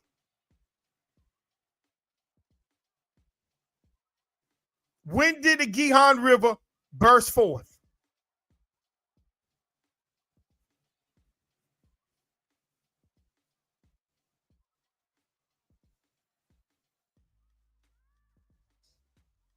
When did the Gihon River burst forth? Anybody?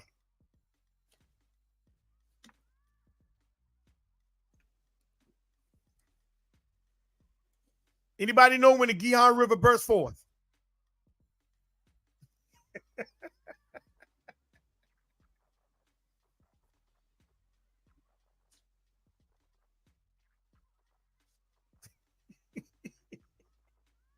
Do we know when the Gihon River going to burst? When did it burst forth?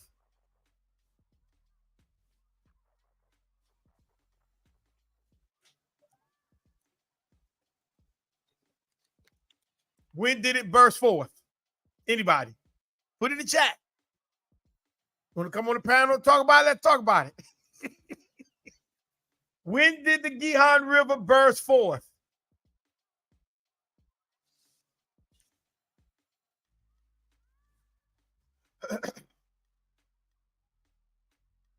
Nobody don't know?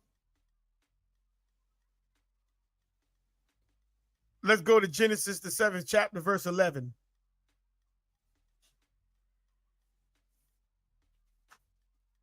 Genesis, the 7th chapter, verse 11. When did the Gihon River burst forth? That's what the Gihon means, to burst forth. Something caused the Gihon River to burst. Genesis, the 7th chapter, verse 11. It says, in the 600th year of Noah's life, in the 2nd month, the 17th day of the month, the same day were all the fountains of the great deep broken up, and the windows of heaven were opened. So the fountains of the deep. The word fountains means spring. The spring. Because you got to remember, the Atlantic, it was a river. If you go back up to Genesis, the 10th chapter, read that again, Genesis 2 and 10. Notice it didn't say an ocean. It never said an ocean. It calls, watch what it says. What it says. 2 and 10.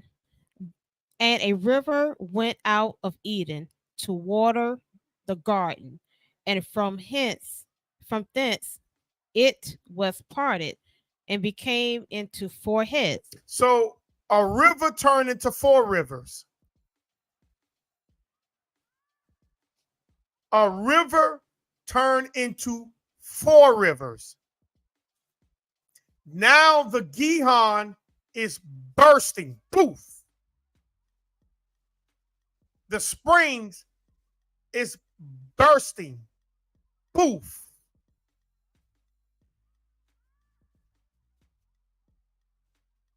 The deep, that's the depths.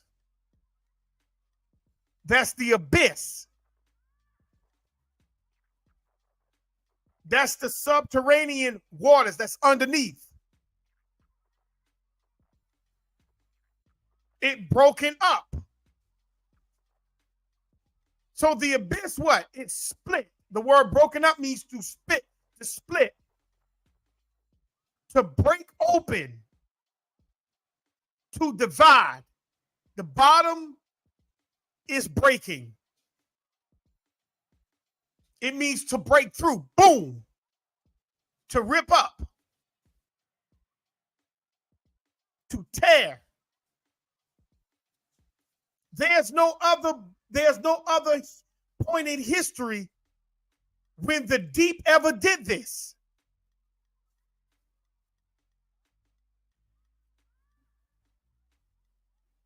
So when, yeah. Malachi 3 and 10. Go ahead. I was going to use that as a precept to Genesis 7 and 11. Go ahead. What you got?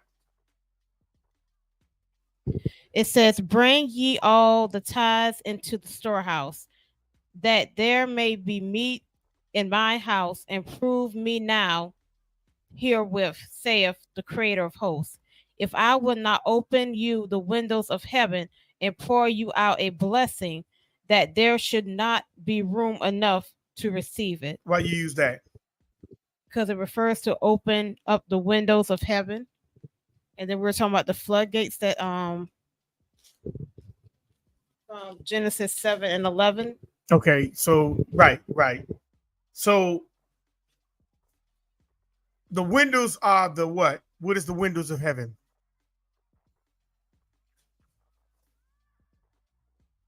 What is the windows of heaven? Because the abyss is the bottom. So it's the opening of the top? It's the top opening. The dome is opening. And the abyss from the bottom is opening. It's splitting open. And now the water from underneath is gushing. Boom. It's breaking forth. So now the question now becomes, when that water from underneath breaks forth, where did it break forth from? The south of the Gihon. So when it broke forth on the south of the Gihon, what happened to that land that was sitting there? That's the question I'm asking. When that water burst open, boom, broke, it burst forth. What happened to the land that was sitting there?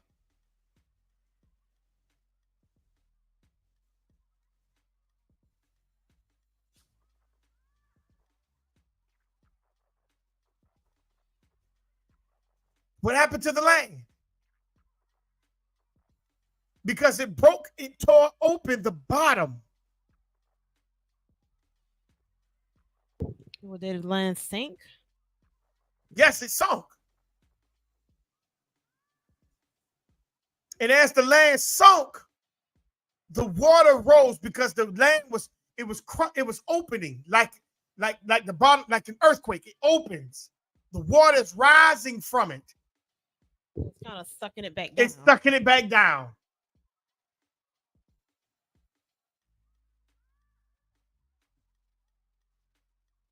The land is sinking back underneath water. Because, hold on, stop. You don't believe that? Go to Genesis, the first chapter. Go to verse 8. The land is now sinking back underneath the water. Genesis chapter 1, verse 8, what it says. And the Creator called the firmament heaven. And the evening and the morning were the second day. Keep going. And the Creator said, let the waters under the heaven be gathered together unto one place, and let the dry land appear, and it was so. So the dry land appeared from where? From underneath the what? The heavens. No, it appeared underneath the waters under the heavens. The waters that was underneath the heavens. So the land was underneath the water. So now the bottom of the abyss has split open. Boom. And what you think is going to come forth? Pressure, water. And it's sinking that land underneath the water. once again. So now the level of the water rises, and the opening where the water was at one time had now started flooding. So is that like when they have those mudslides? Like with the water and like when it's like a lot of dampness and then just like the mudslides that they used to have over, I forgot where it was. Yeah, when it has a lot of rain. Yeah. In the mud, yeah, and in the mud be sliding down. Yeah, it's yeah, but we're talking about the ocean. We're talking about the ocean bottom opening. When the ocean bottom open, what else does it cause? When the bottom opens, or the plates rub against itself underneath water, what happens with the water? It causes a what? Tsunami. So the rain just wasn't happening. Tsunamis was coming. Because read 7 and 11 again. Genesis 7 and 11. It says the what? The same day were all the fountains of the great deep broken up. See, we only think about the water just rising and the water and rain just coming down.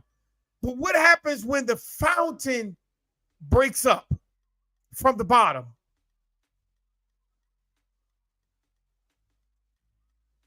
I want you to think about that. What happens when the bottom of the ocean breaks up? Well, does this like the mass start to separate?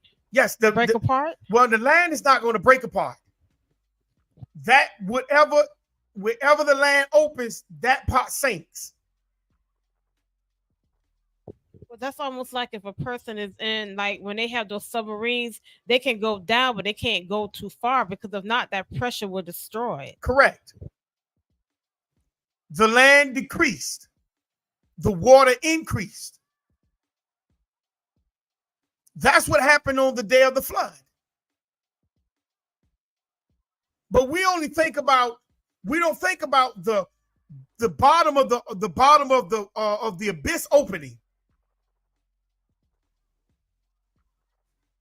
What kind of pressure happened when the bottom opened? We just think about the rain. Because I'm going to show you something. What happened to all those bodies of the people?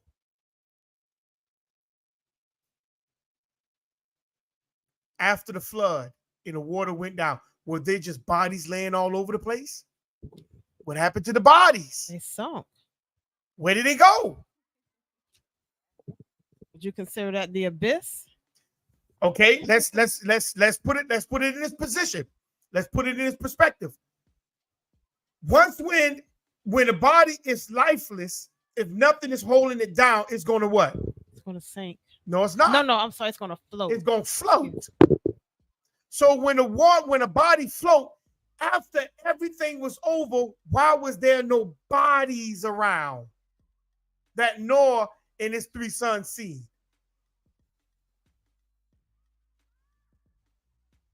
What took place? What took place? The abyss opened. The bottom opened. The top opened. And it destroyed everything in its path. Where did those bodies go? Where did all those people go? The land sunk. The water rose and expanded itself. You don't believe that?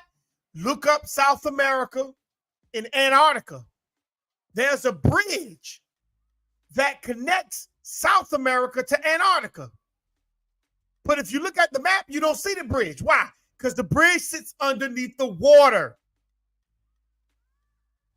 So now you need a boat to travel from the bottom of South America to Antarctica when there's really a land bridge, but that land bridge sits underwater. When did the water rise over that land bridge?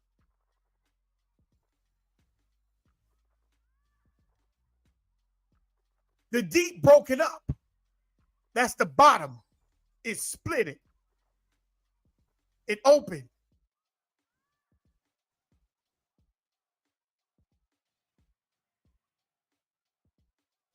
It did everything. It did everything.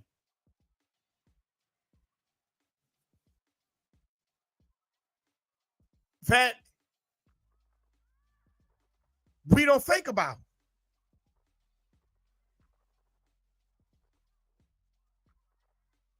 Let's go to Jubilees, the 9th chapter.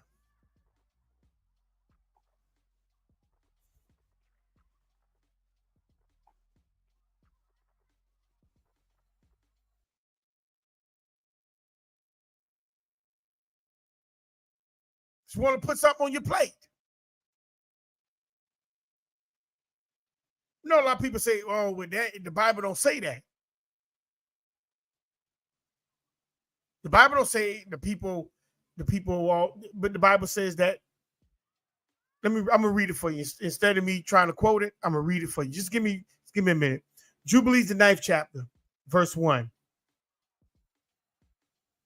And Ham divided among his sons, and the first portion came forth for Cush towards the east, and the west of him were Mizraim, and to the west of him were for Put, and to the west of him, and to the west thereof on the sea for Canaan.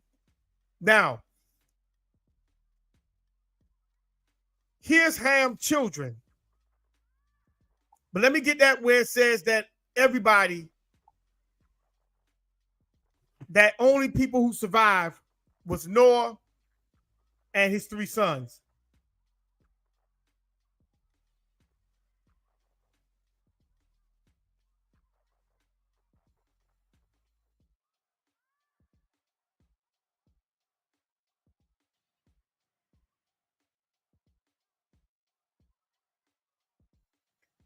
So let's go to Genesis 9:18. Let's deal with that real quick. Genesis 9:18. And it says, and the sons of Noah that went forth of the ark were Shem, Ham, and Japheth, and Ham is the father of Canaan. These are the 3 sons of Noah, and of them was the whole earth overspread. See, and Noah began to be the husbandman, and he planted a vineyard, and he drank of the wine and was drunken, and he was uncovered within his tents. And Ham, the father of Canaan, saw the nakedness of his father and told the 2 sons, blah, blah, blah, blah. Now, the thing is, it says Ham, Shem, and Japheth, the whole earth was overspread. That means that the earth started back the way the Creator wanted it, started it back from something that birthed out righteousness. So how did they overspread? Well, I just gave you Ham's territories. Okay? I just gave you Ham's territories. Jubilees, they went east, west, and then west.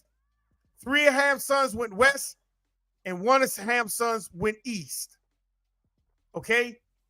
Now, the next river in Genesis is the Euphrates. All right? It's the Euphrates.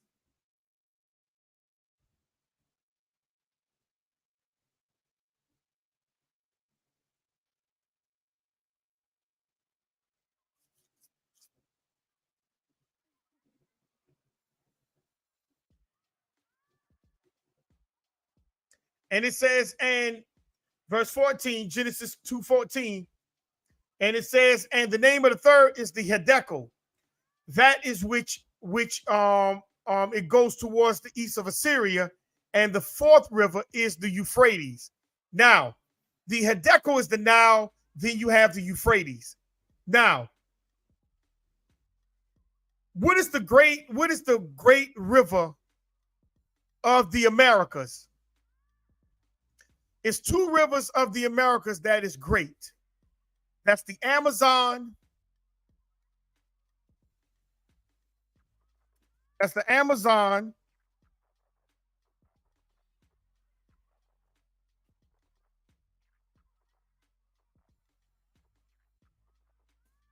That is the Mississippi.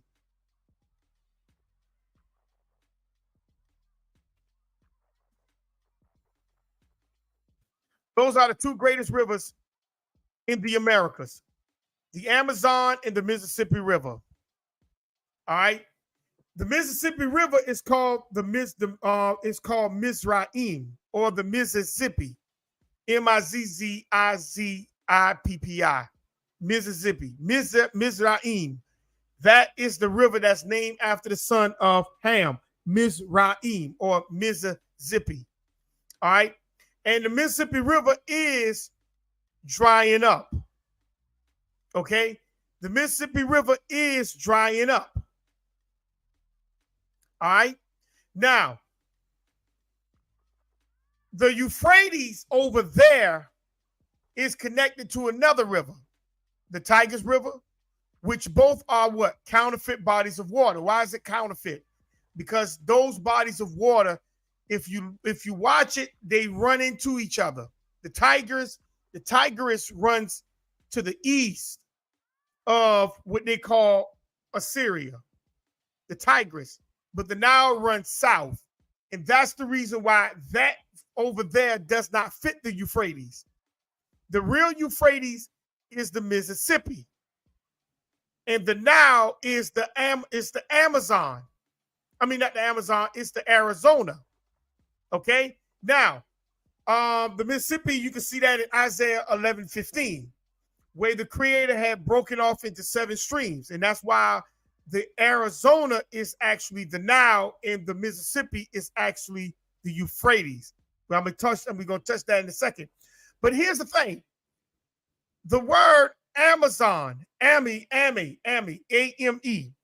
You see that for the movie theaters, A-M-E. Do anybody know what the A-M-E stands for? What do A-M-E means? Anybody? What that word means in Hebrew? A-M-E. You see that in the word America, America.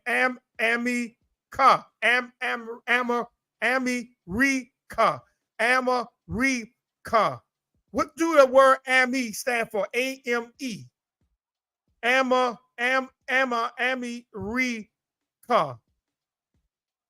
Anybody know what the AME stand for? AME. That's like the AME theaters. What do AME stands for in Hebrew? Anybody, put in the chat.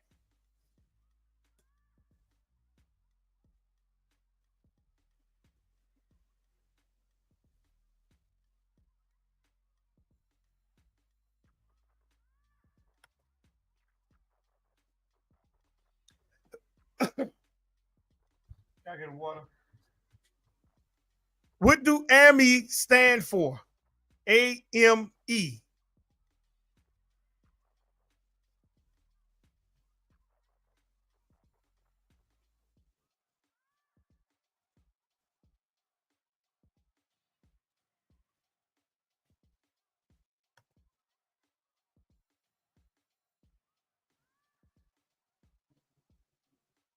What do AME stands for?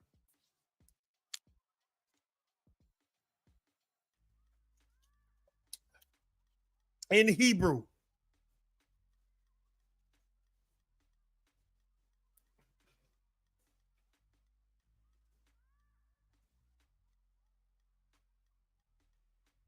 AME means mother.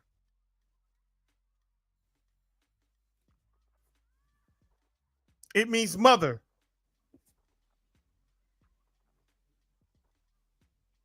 A-M-E in Hebrew means mother.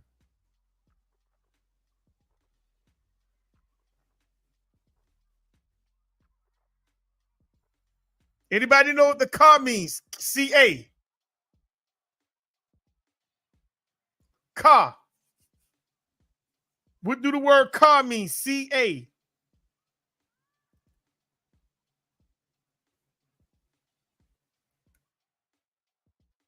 Or Q-U-A.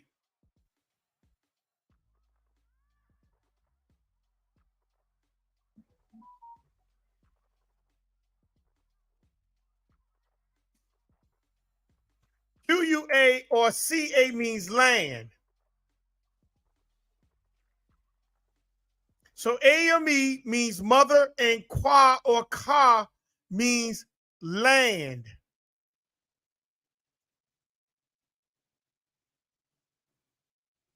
That's what it means.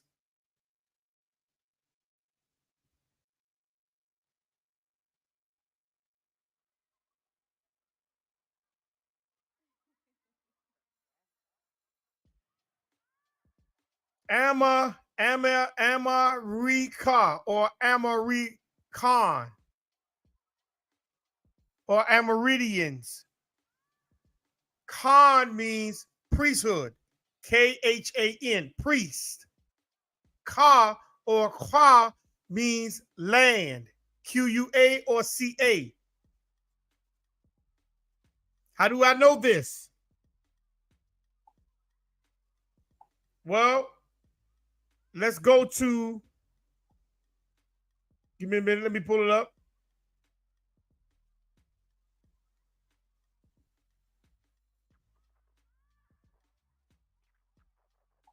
Let's go to Galatians 4:26. Galatians 4:26.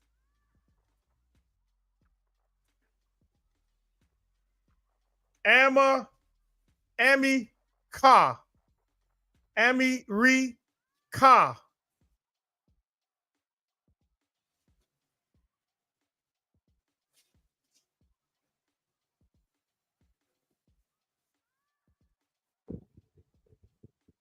Galatians 4:26. But Jerusalem, which is above, is free, which is the number of us, which is the mother of us all. So Jerusalem is the mother of us all, meaning everything started from Jerusalem. That's the center point. They're telling you where the center point is. And that's the reason why I'm doing what I'm doing, to show you that Jerusalem is in America. Let's grab a couple of more points, because I'm sure the cartoon showed you they came here to America before Facebook and YouTube did what they did. They were showing you that they came to America.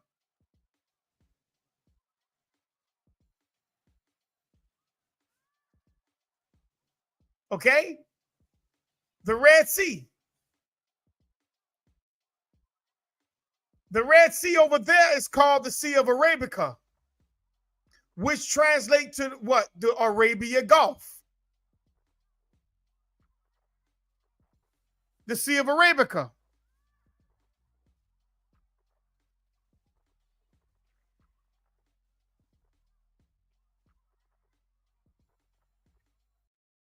It's called the Sea of Arabica, or the Sea of the Arabia Gulf. Why was it never called the Red Sea?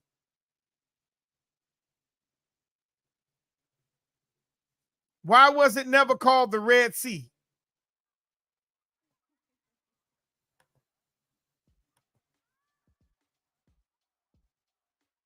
Why was it never called the Red Sea?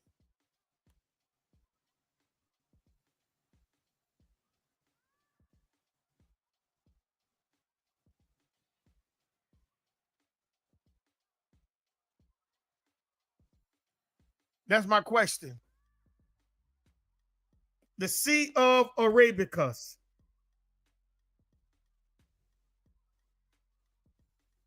the Sea of Arabia. The Arabian Sea. It was never called the Red Sea until recently. All right? Until recently, it was called the Red Sea. See, it's only to throw you off. It's to keep you docile.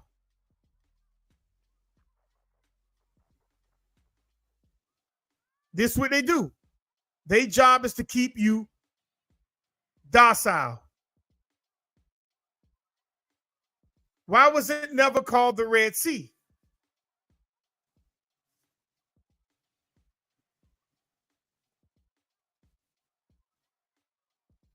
The California Gulf.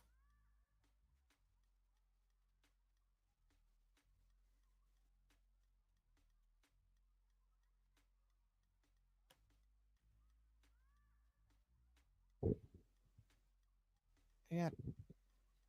You said why was it never?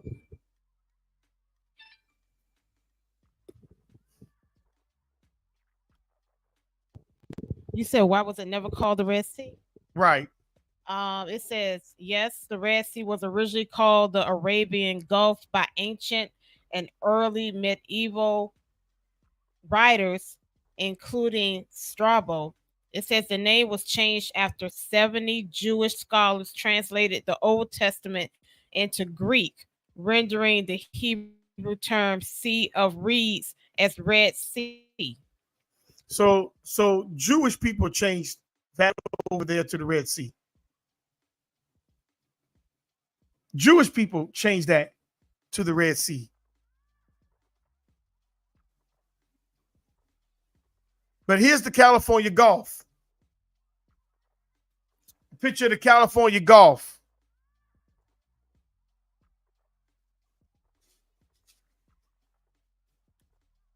Why is the California Gulf red?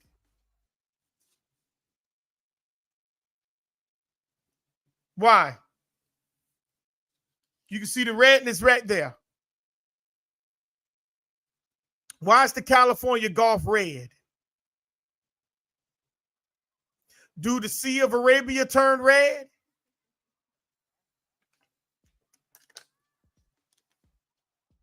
Do the Sea of Arabia ever turn red?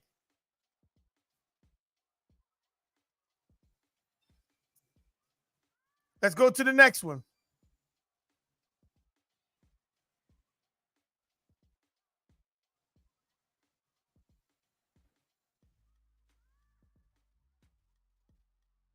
That's right. It didn't turn red like the Gulf.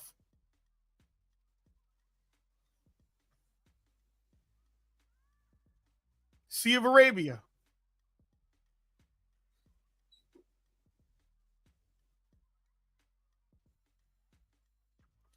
The California Gulf.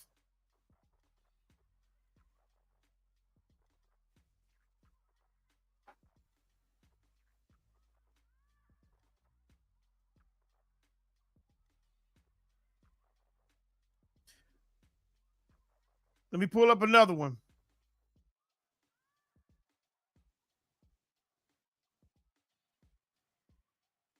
Crimson Tides. A lot of y'all familiar with the football team, the Crimson Tides. Now watch what it says. We're talking about Alabama now. What's right there? We talking about Alabama. Crimson Tides. But they show you an elephant. But watch what it says. Crimson Tide is a term used to refer to the University of Alabama football team.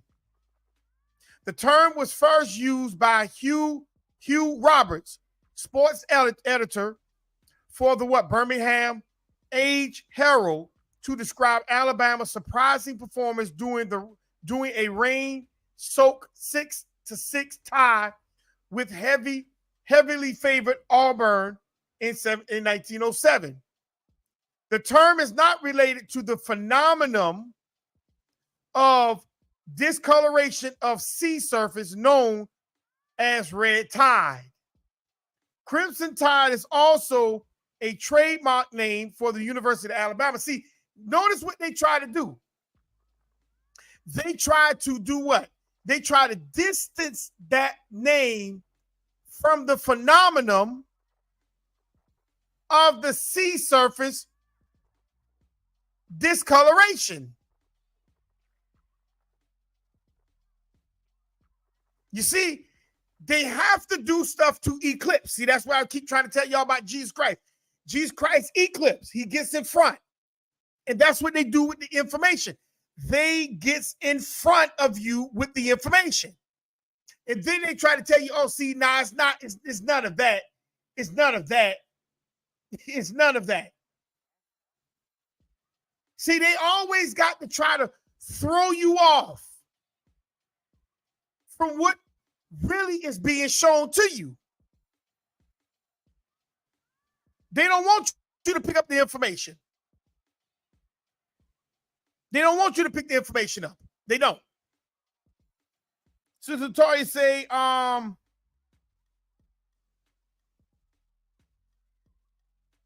phytoplankton are microcosmic single-cell plants that occur naturally in our coastal waters.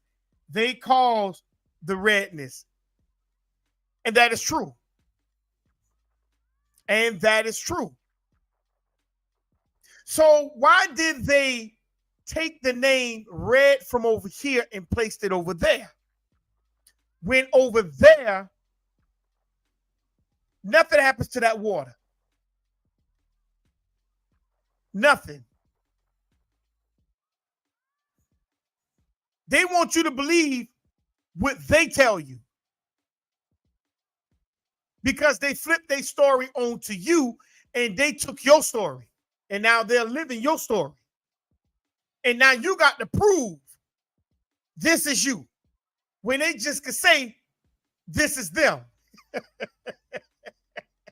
And then when the natural occurrence of nature happens right in front of you, they'll tell you, nah, that ain't real. And most of us will sit there and believe what they say. We literally see the thing in front of us and hear it through our own ears.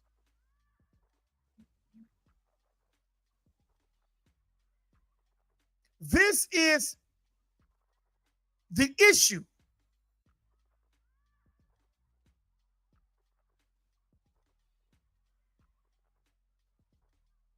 Let's go to Exodus 8 and 22.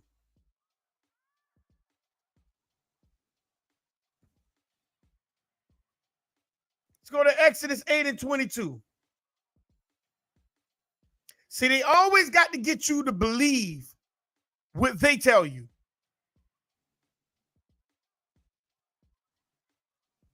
See, the natural occurrence, these things happen naturally. They happen naturally. See, we say, oh, this is a phenomenon. No, this is a natural occurrence.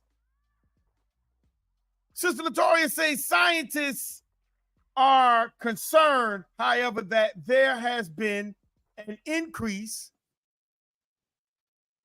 Give me 1 second.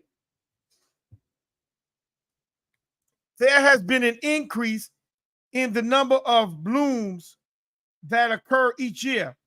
And that blooms, particularly toxic blooms, are occurring in parts of the world where they never occurred before. The increased of red tide activity could be related to human activity, which has greatly increased the amount of nutrients that enter our coastal waters. They make fake tides. Okay.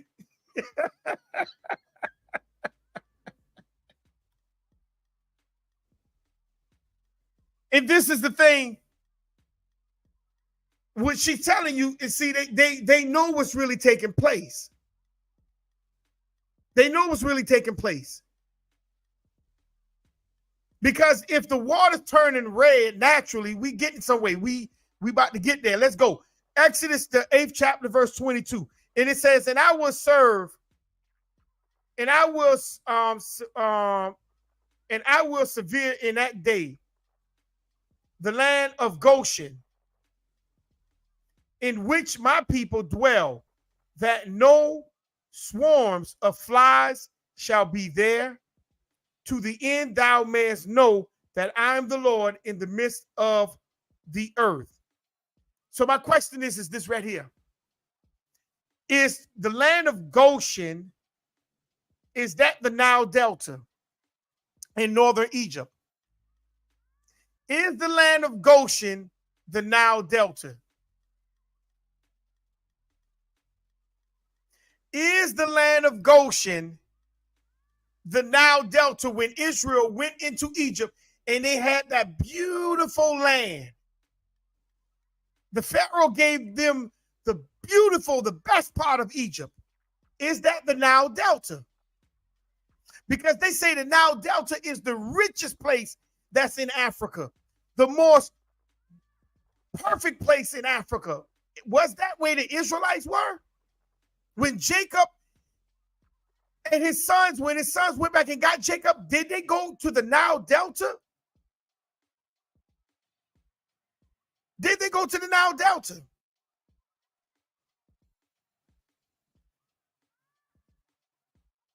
Because the Nile Delta is the beautifulest place, they say, that's in Africa. Let's go to Isaiah, the 19th chapter, verse 4 through 7. And the Egyptians will I give over into the hands of a cruel lord, the Egyptians. And a fierce king shall rule over them, says the Creator, the Lord of hosts. And the waters shall fail from the seas, and the rivers shall be wasted and dried up. And they shall turn the rivers far away, and the brooks of defense shall be empty and dried up. The reeds and flags shall wither. Meaning the Egyptians are not going to have no type of defense to help them. They're not going to have it no more. The Egyptians, not Put, not the Canaanites. We're talking about Mizraim,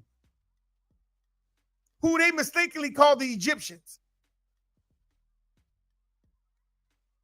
They're not going to have protection no more.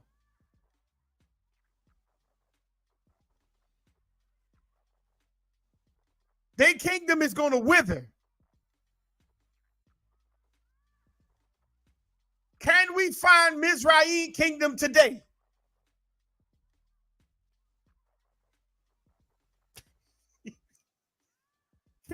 Can we point to Mizraim today? We see the river, Mississippi. But where's the kingdom? Where's the kingdom of Mizraim? Of what we call Egypt. They tell you that's over there in that land. In Eurasia.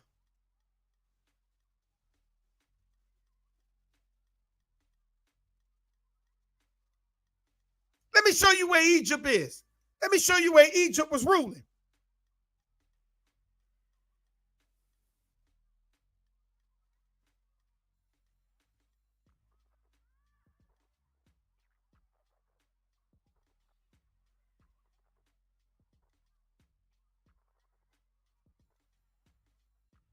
Let's grab something real quick.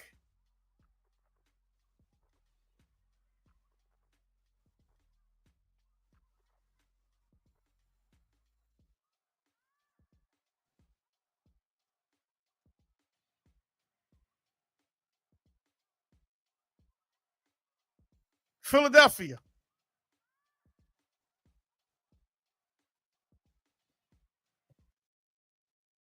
Philadelphia. Where did that name come from? Where did Philadelphia come from?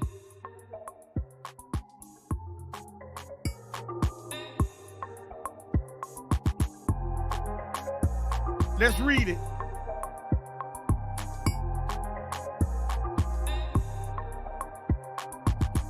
Give me 1 second.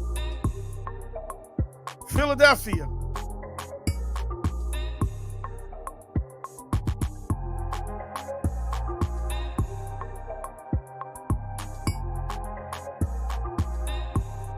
Nigga lag my feed all they wanna. I'm gonna throw some more information out to make them even more. More information out. Where did Philadelphia come from?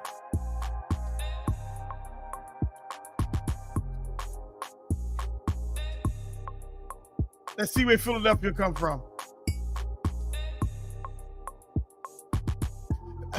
The settlement of Gerza was known as Philadelphia. In the Ptolemaic era, it was established in the 3rd century BC as a century settlement in the framework of an agriculture reclamation project implemented by King Ptolemy II. Philadelphia in the Phaeon region with the aim of securing food sources for the Egyptian kingdom. So where did Philadelphia, who was named, who Philadelphia's named after?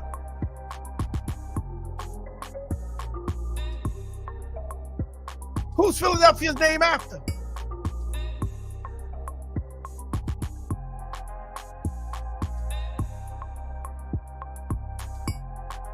Who Philadelphia was named after?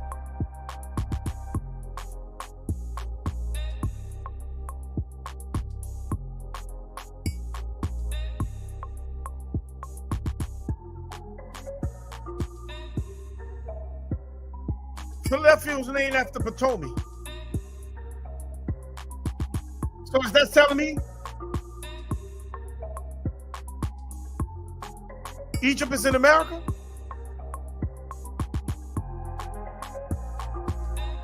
Is that telling me Egypt is in America?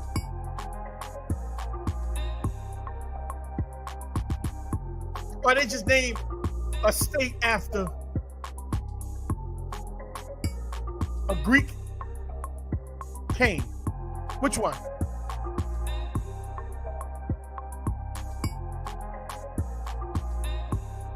Philadelphia.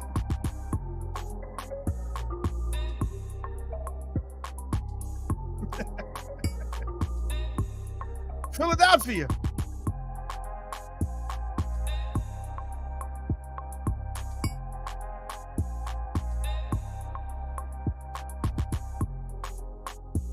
Why has Ptolemy got a state after him? If Egypt is not in America.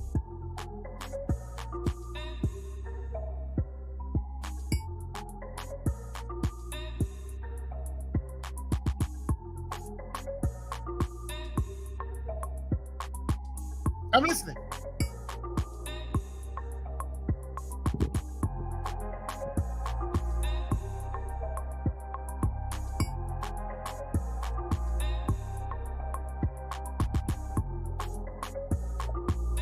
Well, I know they call Philadelphia the city of brotherly love. Okay. And they said that the reason why is because it's called Phileo meaning love and Adolphus meaning brother. So they're putting it together, and that's why the meaning is brotherly love. And it says the story goes that of Eumenes II, the ruler of an ancient Greek kingdom, founded a city named Philadelphia in what is now Western.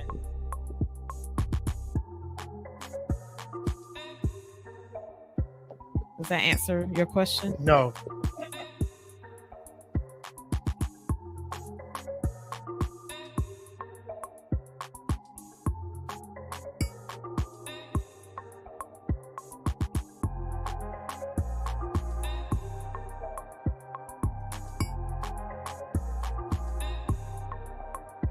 Why is Philadelphia named after Ptolemy?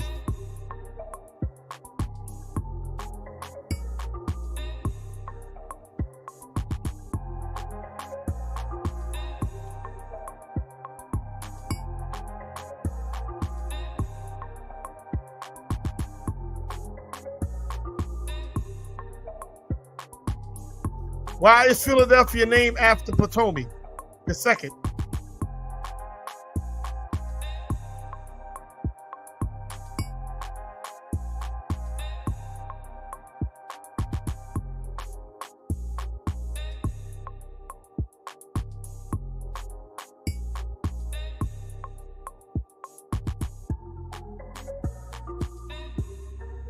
Anybody?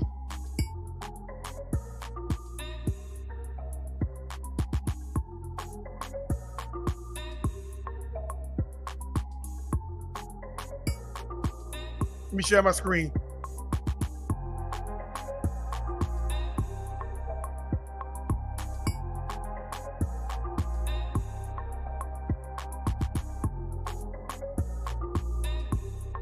Ptolemy II, Philadelphius.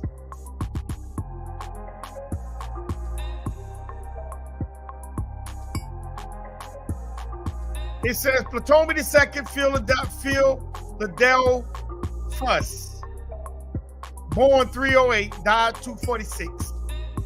King of Egypt, second king of the Ptolemaic dynasty. He reigned as the what?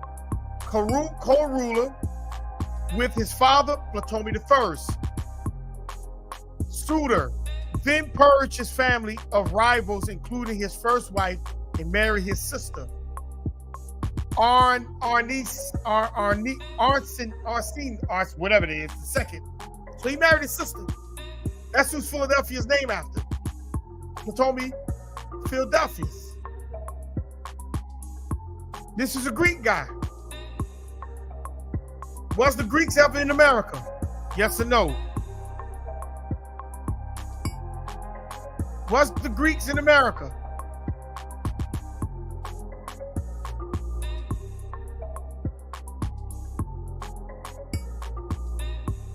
Let's go to Exodus, the 7th chapter, starting at verse 1.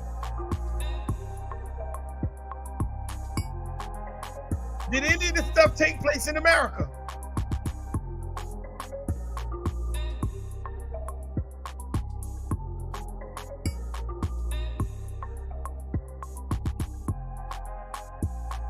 Exodus 7:1. And it says, and the Lord said unto Moses, see, I have made thee a God to Pharaoh, and Aaron thy brother shall be thy prophet. That goes back to Amos 3:7, what Amos 3:7 says. And then we're going to get Deuteronomy 18:20-22. He made Moses God to Pharaoh, and he made Aaron the prophet. And he needed Aaron to be a prophet for a reason. Amos 3:7 says what?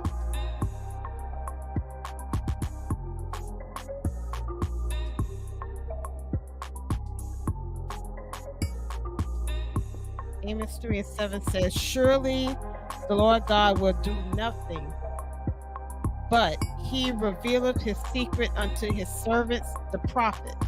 So he's going to give the secrets to his prophets. So now let's see what Deuteronomy 18, the 20th chapter, verse 20-22 says. Deuteronomy 18:20-22. Because Aaron now is the prophet. Moses is now the God. Pharaoh is now the enemy. So now he's going to send Moses and Aaron to Pharaoh. Okay? Remember, the sea from Alabama all the way to California turns red. Ptolemy II, Ptolemy Philadelphus II, Philadelphia is named after him. Okay? So now let's see what's happening, what it says. Deuteronomy 18:20-22, what it says. But the prophet which shall presume to speak a word in my name, which I have not commanded him to speak, or that shall speak in the name of other gods, even that prophet shall die. And if thou say in thine heart, how shall we know the word which the Lord hath not spoken? When a prophet speaketh in the name of the Lord, if the thing follow not, nor come to pass, and is the thing which the Lord hath not spoken, but the prophet hath spoken it presumptuously, thou shalt not be afraid of him. So in other words, if a prophet speak, and if it come to pass, that means the Creator has spoken. But if the prophet speak and that thing don't come to pass, and he spoke presumptuously, meaning he's just speaking just for the heck of it, to try to make himself look good, and it don't come to pass, that prophet must, he said, don't be afraid of that guy, but he got to die. That prophet must die.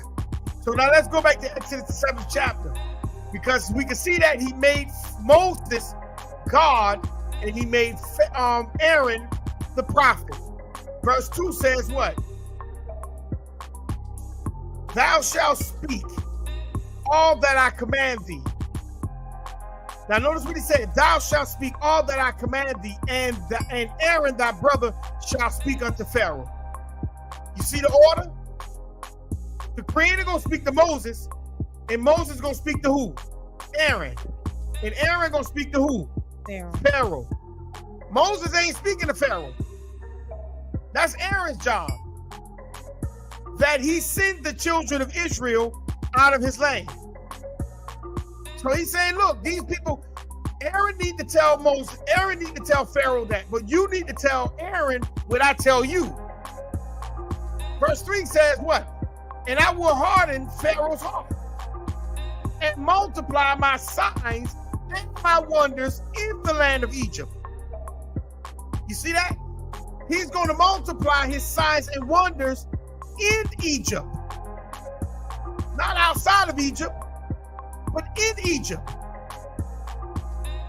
Verse 4 says what? But Pharaoh shall not hearken unto you, that I may lay my hand upon Egypt and bring forth my armies and my people, the children of Israel, out of the land of Egypt by great judgment. So the Creator is telling Moses and Aaron that it's going to be great judgment in Egypt because Pharaoh is not going to listen. But watch this though. Verse 5. And the Egyptians shall know that I am the Lord, when I stretch forth my hand upon Egypt and bring out the children of Israel from among them. So notice what he says, from among them. You shall be scattered among the nations. You see that? So the people, so Israel was among the people and the people was among them. But now watch this. Verse 6. And Moses and Aaron did as the Lord commanded them, so did they. Verse 7. And Moses was fourscore years old, and Aaron was 83 years when they spoke unto Pharaoh. Moses was 40, Aaron was 43. Okay? Verse 8. And the Lord spake unto Moses and unto Aaron. You see that? He said he spoke to Moses, and who spoke to Aaron? The Creator spoke to Moses, and Moses spoke to Aaron, saying, when Pharaoh shall speak unto you, saying, show a miracle for you, then thou shalt say unto Aaron, take thy rod and cast it before Pharaoh, and it shall become a serpent. Do you see that? Who cast the rod down? Aaron, not Moses. It was Aaron who cast the rod down. You see the order? The Creator do things according to order. The Creator do things according to order. The Creator speak to Moses, Moses speak to Aaron, Aaron speaks to Pharaoh. There's order. But now watch this. And when Moses and Aaron went unto Pharaoh, went in unto Pharaoh, and they did so as the Creator commanded. And Aaron cast down his rod, not Moses' rod, but Aaron cast his rod down before Pharaoh and before his servants, and it became a serpent. I thought Moses cast his rod down. And that's what the story said. And that's what they say the story said. Moses threw his rod down. But it said that Aaron threw his rod down. You see, when you don't see the little gist of the things that they've been putting out to you, you'll miss the order in how the Creator set up the order in order for Israel to be delivered.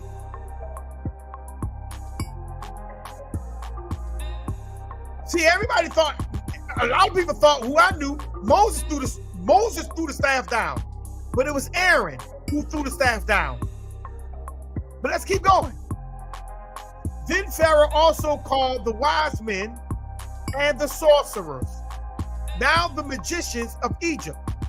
They also did in like manner with their enchantments. So I got a question. Why Pharaoh's heart was hardened? Anybody know why Pharaoh's heart was hardened?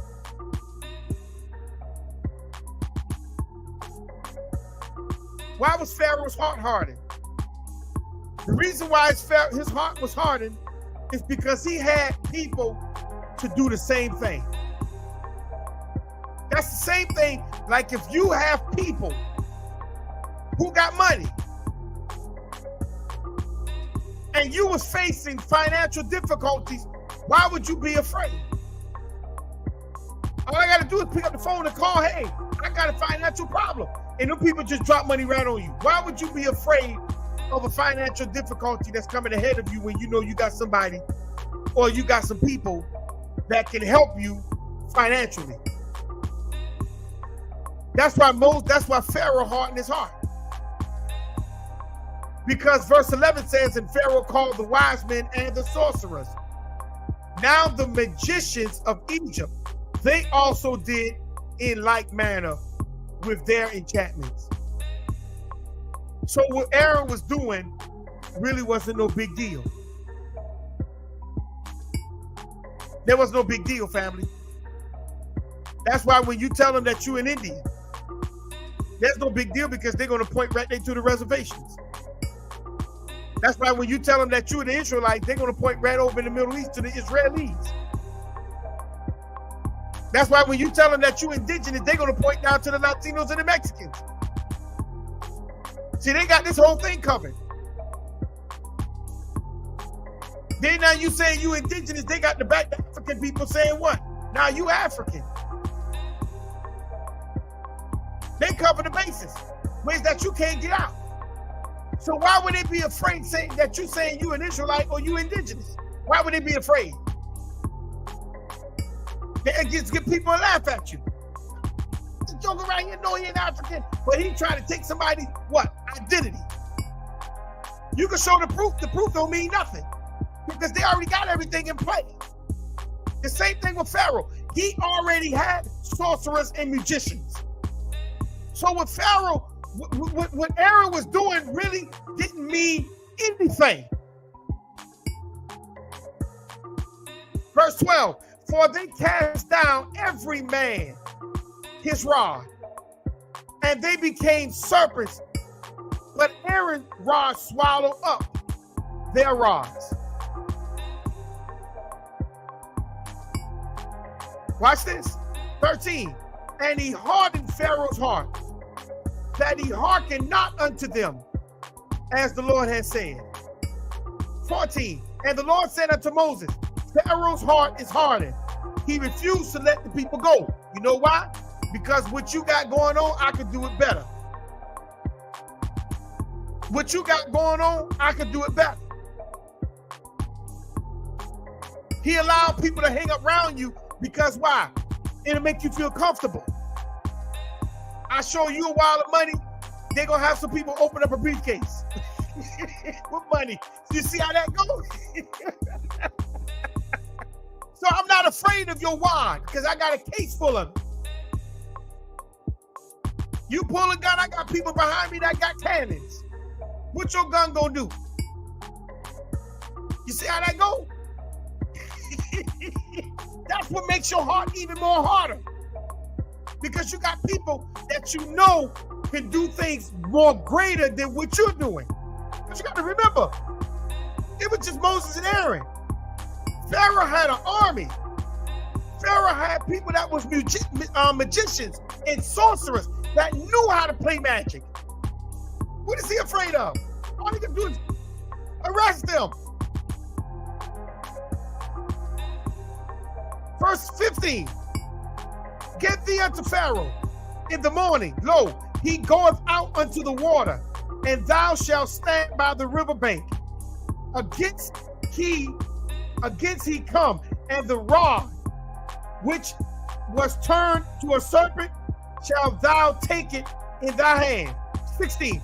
And thou shalt say unto him, the Lord God of the Hebrews has sent me unto thee, saying, let my people go, that they may serve me in the wilderness, and behold, hitherunto thou wouldest not hear. 17. And the Lord said, in this thou shalt know that I am the Lord. Behold, I will smite with the rod that is in my hand upon the water which are in the river, and they shall turn to blood. Question, did a river really turn to blood? Did the river really turn to blood? And the fish that is in the river shall die, and the river shall stink, and the Egyptians shall loathe to drink the water of the river. Did the river really turn to blood? Huh? You saying yes? Did the river really turn to blood?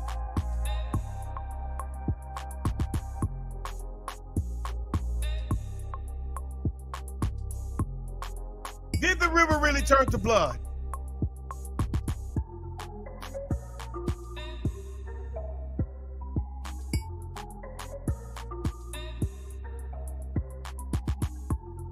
Did the river really turn to blood? The answer is no. That's the red algae. And when the red algae comes into the water, it sucks up the oxygen out of the water, and the fish dies. This is a yearly occurrence. This is a natural yearly occurrence, and it kills the fish. And that's what caused the river to stink.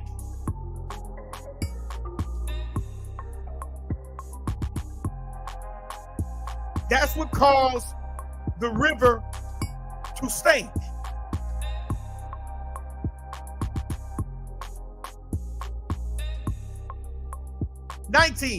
And the Lord spake unto Moses, saying, and say unto Aaron, take thy rod and stretch it and stretch out thy hand upon the waters of Egypt, upon their streams, upon their rivers, upon their ponds, upon their pools of water, that they may become blood, and that there may be blood throughout all the land of Egypt, both in vessels of wood and vessels of stone. How blood get in wood? And how blood get in the stones?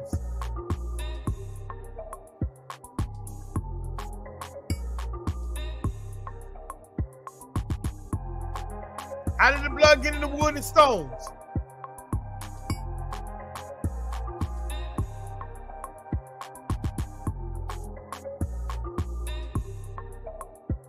And Moses and Aaron did so, and as the Lord commanded, and he lifted up the rod and smote the water that were in the river, in the sight of Pharaoh, and in the sight of his servants, and all the waters that were in the river were turned to blood.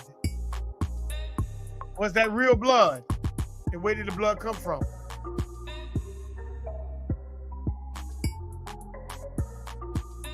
Where did the blood come from?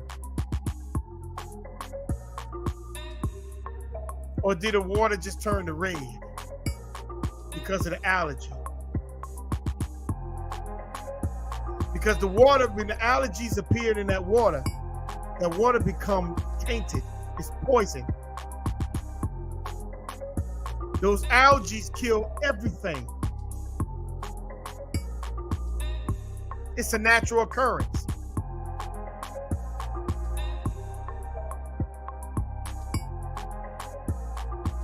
Who's lost?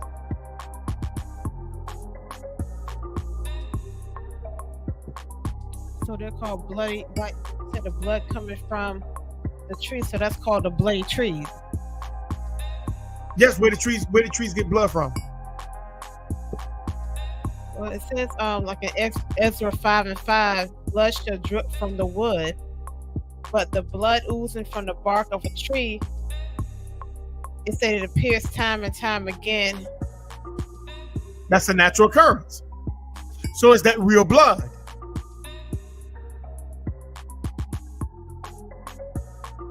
See, because it says it appears from time and time again. Is that real blood?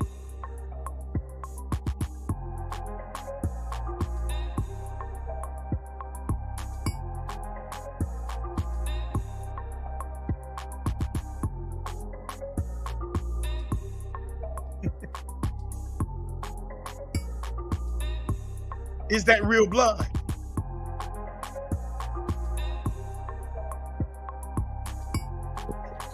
Sap. That's the color of the sap. You see? You see? That's the color of the sap. But they call it blood. It's not real blood. They call it blood.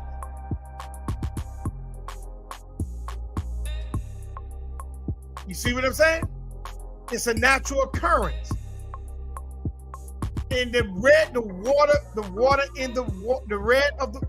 of the water is a natural occurrence still till this day. That's how we know where Egypt is.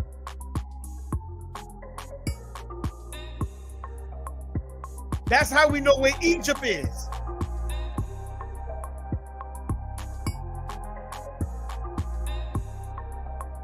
Let's get into something else real quick.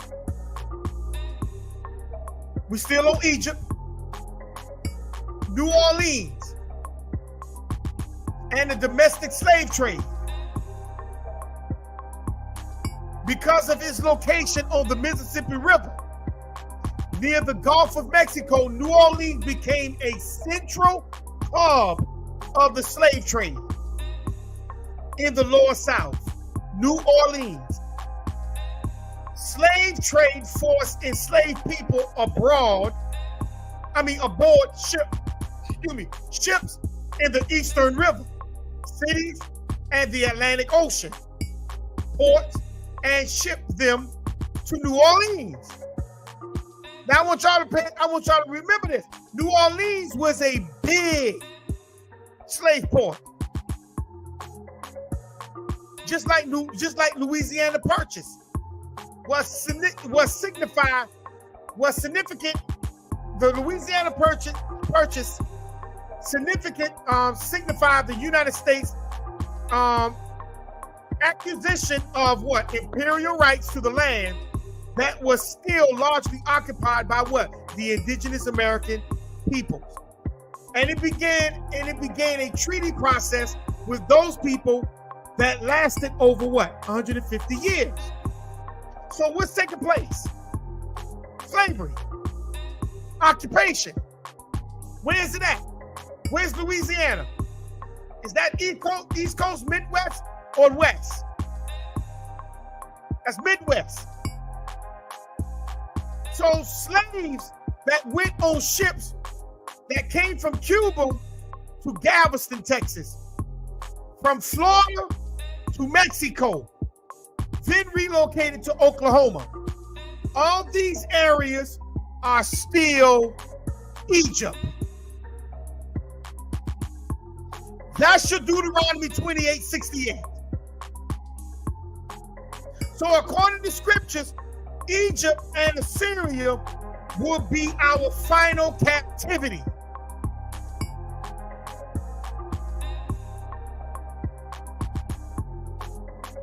Who don't understand that?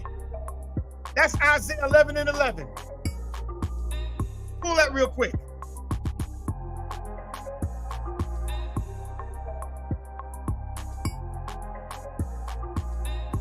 Isaiah 11:11.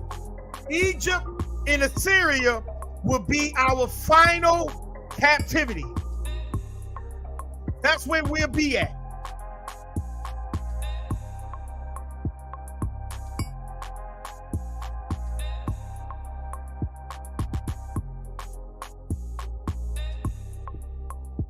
Isaiah 11:11. And it shall come to pass in that day that the Creator shall set his hand again the second time to recover the remnant of his people, which shall be left from Assyria and from Egypt. Assyria is Shem, Egypt is Ham. Go ahead. And from Pathros, Ham. And from Cush, Ham. And from Elam, that's Shem. And from Shinar, that's Ham. And from Hamath, that's Hagar. Go ahead. And from the islands of the sea. So in other words, family, Egypt, Ham, and Shem going to be our last captivity. Our own people, and those ones that's our enemies, they're going to be our own. That's going to be our last captivity. Well, next week, I'm going to get into more of Egypt. Egypt in Ham's territory, because this is where our last captivity at. Jesus is supposed to have been in Jerusalem. Well, let's see if he was in Jerusalem. All right? Any questions, any final words?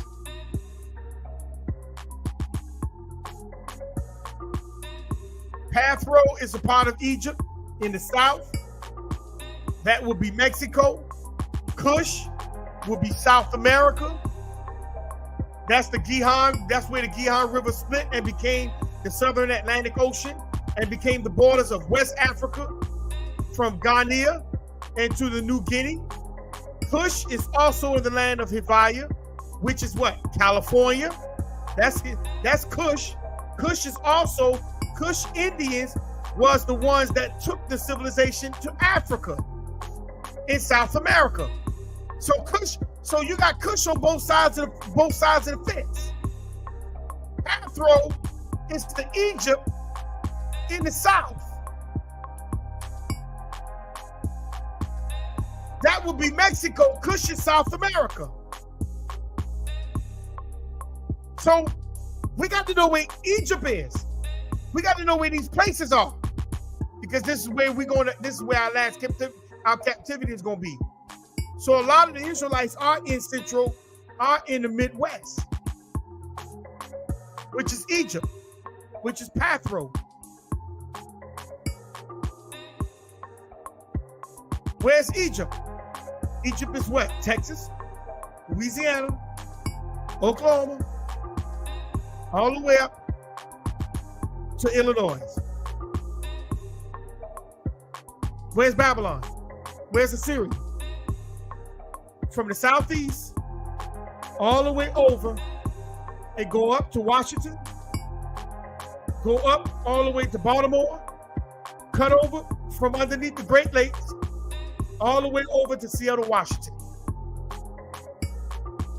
That's where most of our people are going to be. Any questions? Any questions in the chat?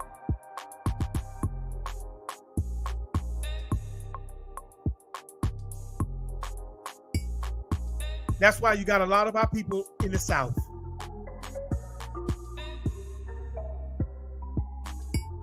So we thank you for joining me. We're going to get more into Egypt. And next week, we're going to also get into the Canaanites. Who are they? Because they still sitting around you. Do we know who the Canaanites are?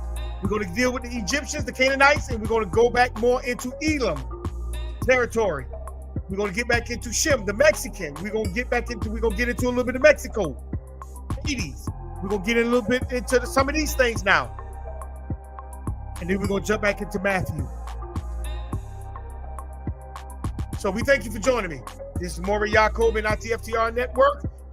And may your Shabbat continue to be peaceful, restful, and relaxful. And we thank the Creator. Shalom.